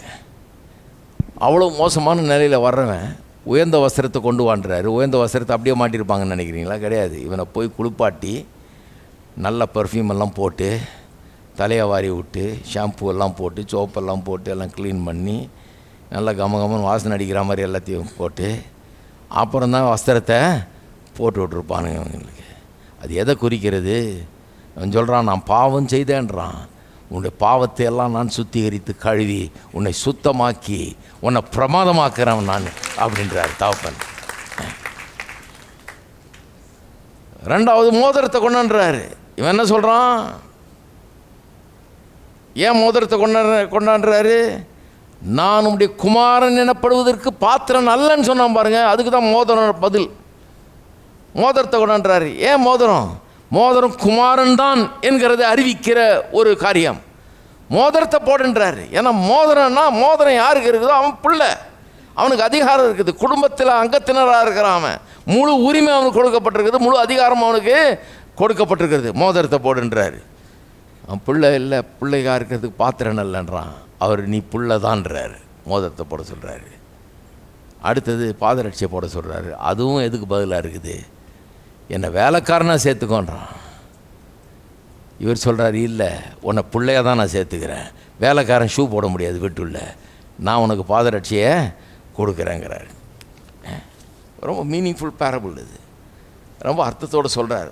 அதெல்லாம் அவங்க கலாச்சாரத்தில் அன்னைக்கு கேட்டவங்களுக்கு சுள்ளுன்னு படம். அது இன்றைக்கி நமக்கு சுள்ளுன்னு படம் வைக்கிறதுக்காக தான் அவ்வளோ பிரசங்கம். இதை லேசாக சொன்னால் சுள்ளுன்னு படாது. சுள்ளுன்னு படம் வைக்கிறதுக்காக இவ்வளோ வேலைக்கு சொல்கிறோம். நமக்கும் அதே மாதிரி படுறதுக்கு. அன்றைக்கி இருந்த பிரசங்கம் கேட்டவங்களுக்கு எப்படி இருக்குன்னு நினைக்கிறீங்க? சரி, எல்லாம் போட்டாச்சு. வஸ்திரம் போட்டாச்சு, மோதிரம் போட்டாச்சு, பாதரட்சை போட்டாச்சு. இப்போ கொண்டாட்டம் ஆரம்பிக்குது. கொளுத்த கன்று அடின்றாரு. இசையை வாசிக்கிறவங்க, வாடுறவங்க, பாடுறவங்க எல்லாரையும் கூப்பிடுங்கிறாரு. பாட்டி ஆயத்தம் பண்ணுன்றாரு. பெரிய கொண்டாட்டம் நடக்குது. இப்போ வாசிப்போம் 25ஆம் வசனத்துலேருந்து. அவனுடைய மூத்த குமாரன் வயலில் இருந்தான். அவன் வீட்டுக்கு திரும்பி சமீபமாக வருகிற போது கீத வாத்தியத்தையும் நடன கழிப்பையும் கேட்டு ஊழியக்காரர்கள் ஒருவனை அழைத்து இது என்ன என்று விசாரித்தான். அதற்கு அவன், உம்முடைய சகோதரன் வந்தார், அவர் மறுபடியும் சுகத்துடனே உம்முடைய தகப்பனிடத்தில் வந்து சேர்ந்தபடினாலே அவருக்காக கொளுத்த கன்று அடிப்பித்தார்கள் என்றான். அப்பொழுது அவன் கோபமடைந்து உள்ளே போக மனதில்லாதிருந்தான். தகப்பனும் வெளியே வந்து அவனை வருந்தி அழைத்தான். அவன் தகப்பனுக்கு பிரதியுத்தரமாக, இதோ இத்தனை வருஷ காலமாய் நான் உமக்கு ஊழியம் செய்து ஒரு காலம் உடைய கற்பனை மீறாதிருந்தும் என் சிநேகிதரோடு நான் சந்தோஷமாக இருக்கும்படி நீர் ஒரு காலம் எனக்கு ஒரு ஆட்டுக்குட்டியாவது கொடுக்கவில்லை. வேசிகளிடத்தில் உம்முடைய ஆஸ்தி அழித்து போட்ட உம்முடைய குமாரனாகி இவன் வந்தவுடனே கொழுத்த கன்றை இவனுக்காக அடிப்பித்தீரே என்றான். அதற்கு தகப்பன், மகனே, நீ எப்போதும் என்னோடு இருக்கிறாய், எனக்குள்ளதெல்லாம் உன்னுடையதாக இருக்கிறது. உன் சகோதரனாகி இவனோ மரித்தான், திரும்பவும் உயிர்த்தான், காணாமற் போனான், திரும்பவும் காணப்பட்டான். ஆனபடினால் நாம் சந்தோஷப்பட்டு மகிழ்ச்சியாக இருக்க வேண்டுமே என்று சொன்னான்.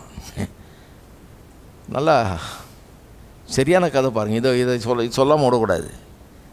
மூத்தவன் வேலையில் பிஸியாக இருக்கிறான். அவன் நல்ல ஒர்க்கர் பாருங்கள். அவன் ரொம்ப இங்கே வீட்டில் என்ன நடக்குதுன்னு அவனுக்கு தெரியல. இந்த பையன் வந்துட்டான், அப்பாவுக்கு ஒரே சந்தோஷமாயிடுச்சு. வஸ்திரம் போட்டார், மோதிரம் போட்டார், ஷூவை போட்டார், எல்லாம் ஒன்றும் தெரியல. பிரியாணி ரெடி ஆகிட்டு இருக்கணும்னு தெரியல. வர்றான், வீட்டுக்கிட்ட வரும்போது தான் தெரியுது பாட்டுக்கிட்டு ஆட்டம் பாட்டமாக இருக்குது. என்னன்னு கேட்குறான். வேலைக்காரன் ஒருத்தன் சொல்கிறான், இல்லை உங்கள் தம்பி வந்திருக்காரு, திரும்ப வந்துட்டாருன்னு அப்பாவுக்கு ஒரே சந்தோஷமாயிடுச்சு, எல்லாம் ஒழுங்கு பண்ணியிருக்காரு அப்படிங்கிறான். உடனே அவனுக்கு கோபம் தான் வருது. தகப்பன் வந்து அழைக்கிறான், உள்ளே வரமாட்டேங்கிறான். உள்ளே வராது மட்டும் இல்லை, அவனுடைய வார்த்தைகளை கவனியுங்கள். சொல்கிறான், இத்தனை வருஷ காலமாக உங்கள் ஊழியம் செய்து ஒரு காலம் உங்களுடைய கற்பனை மீறாதிருந்தும் என் சிநேகிதரோடு நான் சந்தோஷமாக இருக்கும்படி நீர் ஒரு காலம் எனக்கு ஒரு ஆட்டுக்குட்டியாவது கொடுக்கவில்லை. வேசியினிடத்தில் உடைய ஆஸ்தி அழித்து போட்ட உடைய குமாரனாகி இவன் வந்த உடனே கொளுத்த கன்றை இவனுக்காக அடிப்பித்தீர். எப்படி பேசுகிறான் பாருங்க, கம்பேரிசன். அவன் அயோக்கியன், அவன் வேசியில்கிட்ட ஆஸ்தியை அழித்த மோசமானவன். நான் இத்தனை வருஷம் உமக்காக உண்மையாக ஊழியம் செய்து ஒரு கற்பனையை கூட மீறாதவன். இவனுடைய பிரச்சனை என்னன்னா, இவனுக்குள்ள ஒரு பெரிய பெருமை, ஒரு செல்ஃப் ரைச்சஸ்னஸ், சுய நீதி. நான் பெரிய யோக்கியனாக்கும், அவன் அயோக்கியனாக்கும், அவனுக்கு எந்த தகுதியும் கிடையாதாக்கும், அவனுக்கு எந்த அன்புக்கும் எந்த தகுதி கிடையாது, அவனுக்கு எதுவும் கொடுக்கக்கூடாது, அவனுக்கு எந்த தகுதியும் கிடையாது. நான் மகா யோக்கியனாக்கும், உலக மகா யோக்கியன் நான் அப்படிங்கிற ஒரு பெருமையும் சுய நீதியும் இருக்கிறது. இவன்கிட்ட கூட பாருங்கள், அந்த கடவுளுடைய தயவு தான் என்ன ஆசீர்வதிச்சிருக்குது. பிதா எனக்கு நல்லவராக இருக்கிறார், என் தகப்பன் எனக்கு எல்லாத்தையும் கொடுக்குறாரு, அந்த எண்ணம் கிடையாது. நான் உழைக்கிறேன், நான் கரெக்டாக இருந்திருக்கிறேன், நான் பர்ஃபெக்டாக இருந்திருக்கிறேன், ஆனால் எனக்கு ஒன்றுமே உண்மைன்னா ஒன்றுமே செய்யலேன்றது தப்பு. சிலர் அப்படி நினைக்கிறாங்க. இவனுக்கு பாருங்கள் ஒன்றுமே செய்யலை, அவனுக்கு எல்லாம் செஞ்சார், பாவிகள் கிடையாது. 12ஆம் வாஸ்து பாருங்கள், 2 பேருக்கும் ஆஸ்தியை பிரித்து கொடுத்தாரு இவர். ஆஸ்தியை இவனுக்கு சின்னவனுக்கு கொடுக்கும்போது பெரியவனுக்கு மீதியெல்லாம் சொந்தமாகிடுச்சு. 2 பேருக்கும் கொடுத்தாருன்னு எழுதியிருக்குது. இவனுக்கு ஒன்றும் தரலைன்றது தப்பு. இன்னும் கேட்டால் மூத்தவனாக இருந்ததுனால இவனுக்கு டபுள் மடங்கு கிடச்சிருக்குது. எப்படி ஒன்றுமே தரலைன்னு சொல்லலாம்? அதனால தான் அவர் சொல்கிறாரு, என்னுடையதெல்லாம் உன்னுடையதாயிற்றே, எந்தெல்லாம் ஒன்றுதாச்சப்பா, எப்போவுமே நீ என் கூட தான் இருக்கிற, என்னுடையதெல்லாம் எப்போ வேணால் நீ எத்தனை ஆடு வேணால் அடிச்சிக்கலாமே, எத்தனை பார்ட்டி வேணால் வச்சுக்கலாம், எத்தனை ஆடு வேணால் வச்சுக்கலாம். இன்றைக்கி சந்தோஷப்பட வேண்டிய நாள். ஏன்னா இவன் செத்தவன், மரித்தவன், ஓடி போனவன், ஒன்றுமில்லாமல் போனவன், இவன் திரும்பி வந்திருக்கிறான், இவனுக்கு ஒரு புது வாழ்க்கை உண்டாக போது, சந்தோஷப்பட வேண்டாமா அப்படின்னு கேட்குறாரு. இதில் முக்கியமாக ஒரு காரியம் என்னென்னா, இவனுடைய இந்த மூத்தவனுக்கும் இவனுக்கும் என்ன வித்தியாசம் பாருங்கள். இவன் ஒரு பாவி, கெட்டு போய் சீரழிஞ்சு போய் வந்திருக்கிறான். இந்த அடுத்தவன் அவனுக்கும் பிரச்சனை, அவன் ஃபுல்லாக பெருமை, சுயநீதி, ஒரு தயவு காரணியமே கிடையாது, சுயநலம் வாய்ந்தவன், தன்னுடைய நலன் அதுதான் பார்க்குறான் அவன். ஆனால் பிதாவானவர் தகப்பன் அவனையும் ரொம்ப கருணையோடு தான் பேசுகிறார், அவனோட ரொம்ப கருணையோடு பேசுகிறார். நீ எப்போது எனக்கு கூட இருக்கிற, என்னுடையதெல்லாம் உன்னுடையது, இவன் தான் ஏன் கொண்டாடுறோன்னா இவன் அழிஞ்சு போய் வந்திருக்கிறான், கொஞ்சமாக சந்தோஷப்பட வேணாமா, அப்படி தான் பேசுகிறார் அவர். அவங்ககிட்டையும் கத்துற அன்பை தான் காட்டுகிறார்.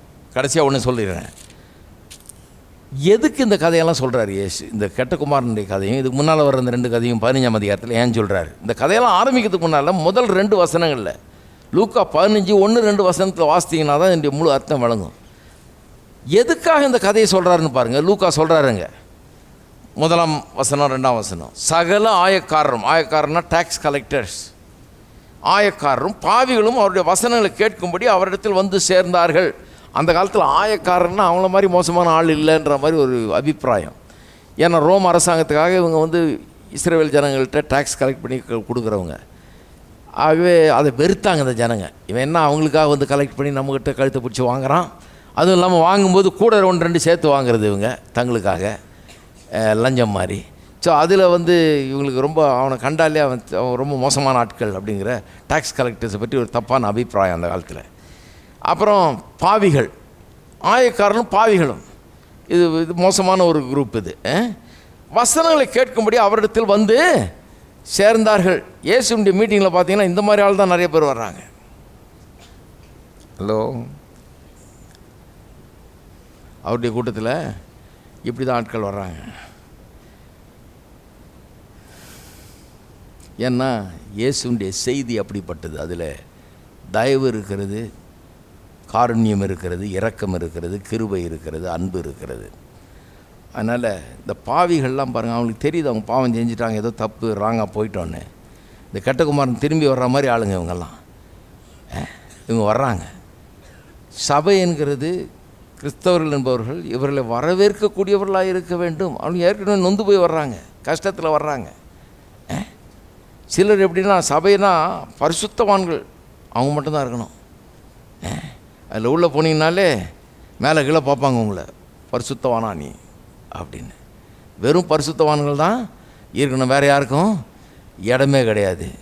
இல்லை எல்லாருக்கும் இடம் உண்டு, எல்லாருக்கும் இடம் உண்டு. எல்லாரும் செய்தியை கேட்கலாம், எல்லாரும் இயேசுவை அறிந்து கொள்ளலாம், எல்லாரும் மீட்கப்படலாம், எல்லாரும் கழுவப்படலாம். எல்லாருக்கும் வஸ்திரத்தை அணிவித்து மோதிரத்தை அணிவித்து பாதரட்சியை கொடுத்து தேவனுடைய வீட்டில் அவர்களை பிள்ளைகளாய் சேர்ப்பது தான் சபையினுடைய வேலையாக இருக்கிறது. இல்லையா? அதுக்காக ஆள் வந்தவொடனே அது இதுன்னு ஏதாவது தப்ப சொல்லி அனுப்புறதில்லை. ஒரு இடத்துல போயிட்டு இருந்தேன் பாருங்கள், இப்போ மோட்டர் சைக்கிளில் போயிட்டு இருந்தேன், ஒரு ஆள் பிரசங்கம் பண்ணிட்டு இருந்தார். சரி கொஞ்சம் நேரம் நின்று கேட்டு போகலாமேன்னு. நண்பர் தான் அவர். அந்த காலத்தில் நான் மோட்டர் சைக்கிளில் போயிட்டுருப்பேன் 30 வருஷத்துக்கு முன்னாடி. நின்று என்ன தான் பண்ணுறாருன்னு கேட்கலான்னு நின்னேன். அவர் சொல்கிறாரு, பூ வச்சிருக்கிற சகோதரியே எழுந்து வெளியே போ, குப்பையில் போட்டு விட்டு பிறகு வா அப்படின்றாரு. நான் நினச்சேன் போஸ்டர் அடித்து ஊரெல்லாம் ஒட்டியாச்சு வாங்க வாங்கன்னு. வந்தவங்கள இப்போ விரட்டினா எப்படி? போஸ்டர்லையாவது போட்டிருக்கணும் பூ வச்சுருந்தா வரக்கூடாதுன்னு.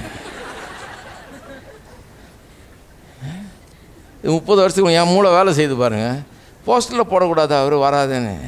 இது வந்து வெறும் இதெல்லாம் வைக்காதவங்களுக்காக இருக்க மீட்டிங்கு அப்படின்னு சொல்லியிருந்தாவது அவங்க வைக்காமல் வருவாங்க. இது எவ்வளோ அநியாயம். வான்னு சொல்லிவிட்டு அப்புறம் வெளியே போன்றது. நான் என்ன சொல்கிறேன், வந்ததுக்காக சந்தோஷப்படேன். யார் வந்தால் என்ன, அவங்க இப்போ எப்படி வந்தால் என்ன, வந்ததுக்காக சந்தோஷப்படு. கர்த்தர் ஆண்டவரை பற்றி பேசு. வெறும் இதையே பற்றி அது சொல்லிகிட்டு இருக்காருன்னு அது வழங்குறதே கிடையாது. பாருங்கள், கர்த்தர் நல்லவராக இருக்கார். இயேசு மீட்டிங் வச்சாருன்னா எல்லா விதமான ஆளுகளையும் பார்க்கலாம். நீங்கள்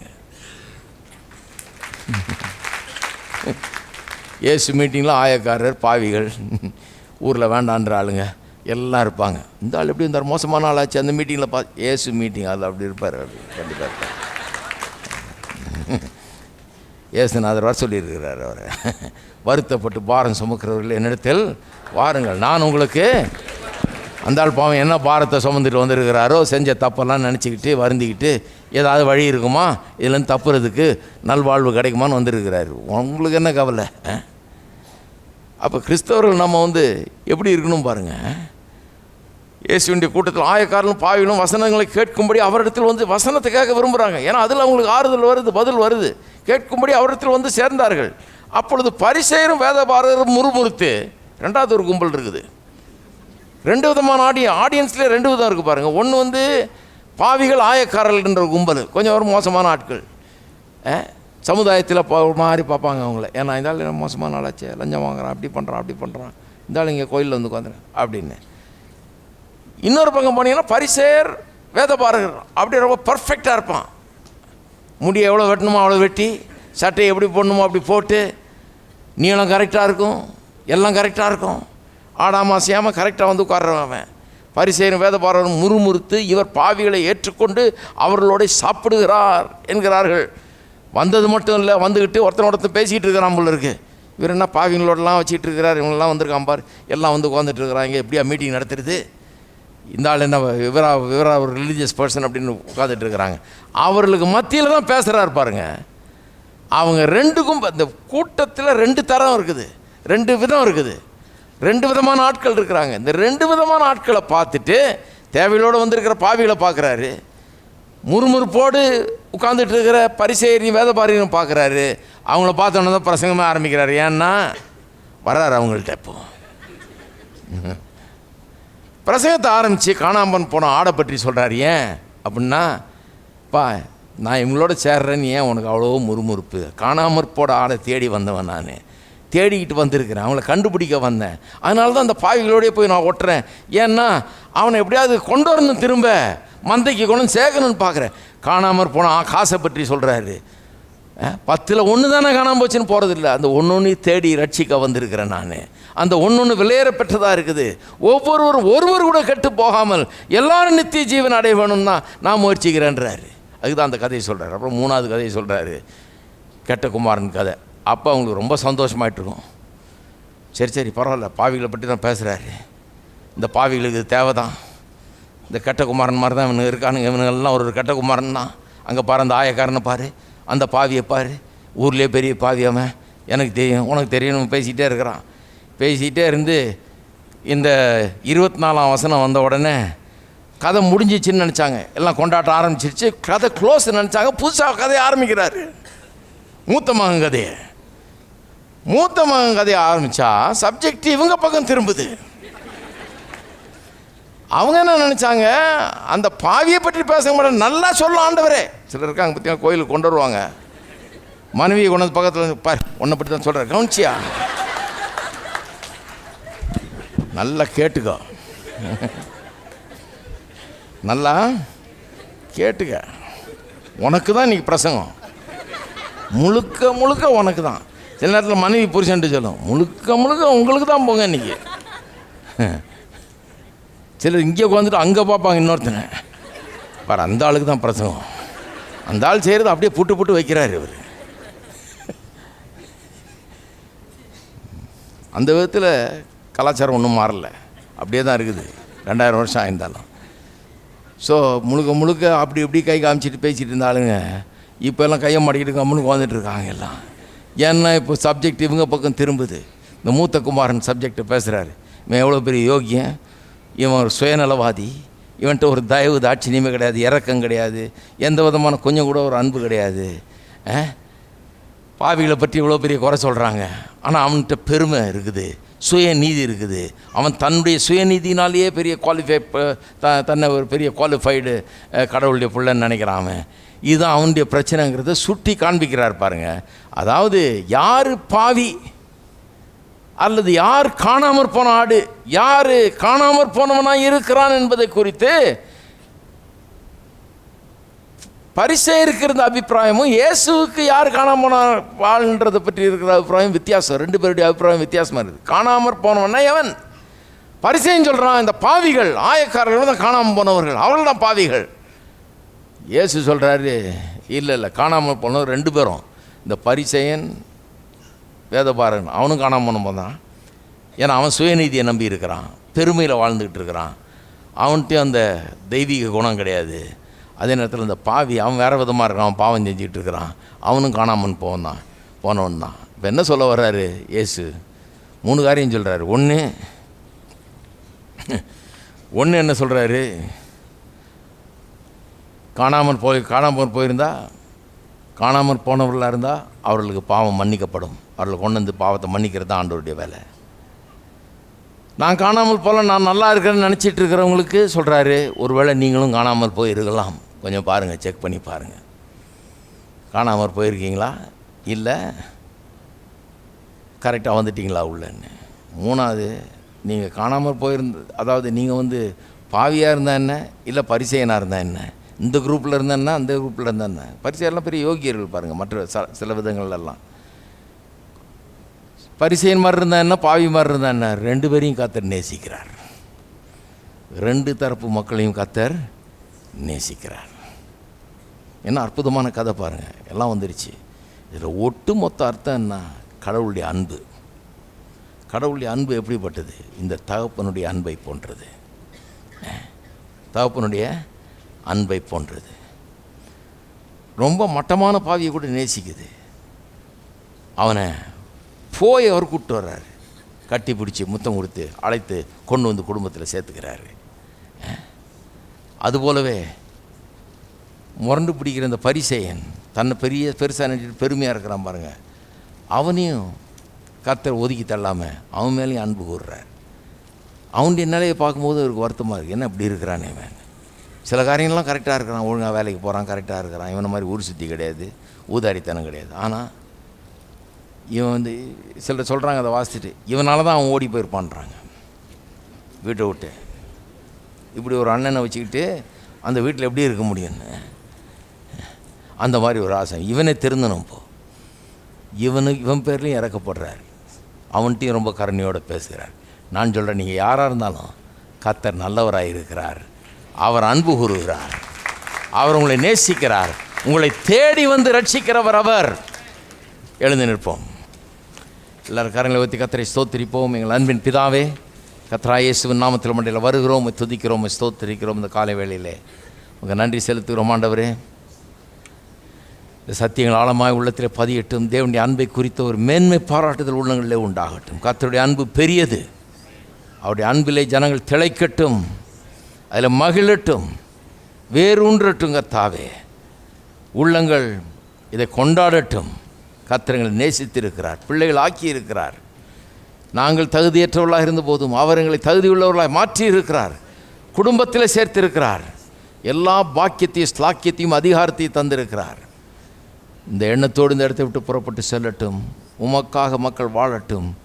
வெற்றியும் வாழ்வும் ஒவ்வொருவருக்கும் உண்டாயிருக்கட்டும். இயேசுவின் நாமத்திலே ஜெபிக்கிறோம். நம்முடைய கர்த்தராகிய இயேசு கிறிஸ்துவின் கிருபையும் பிதாவாகிய தேவனுடைய அன்பும் பரிசுத்த ஆவியானவருடைய ஐக்கியம் நம் அனைவரோடும் இன்றைக்கும் என்றைக்கும் இருப்பதாக.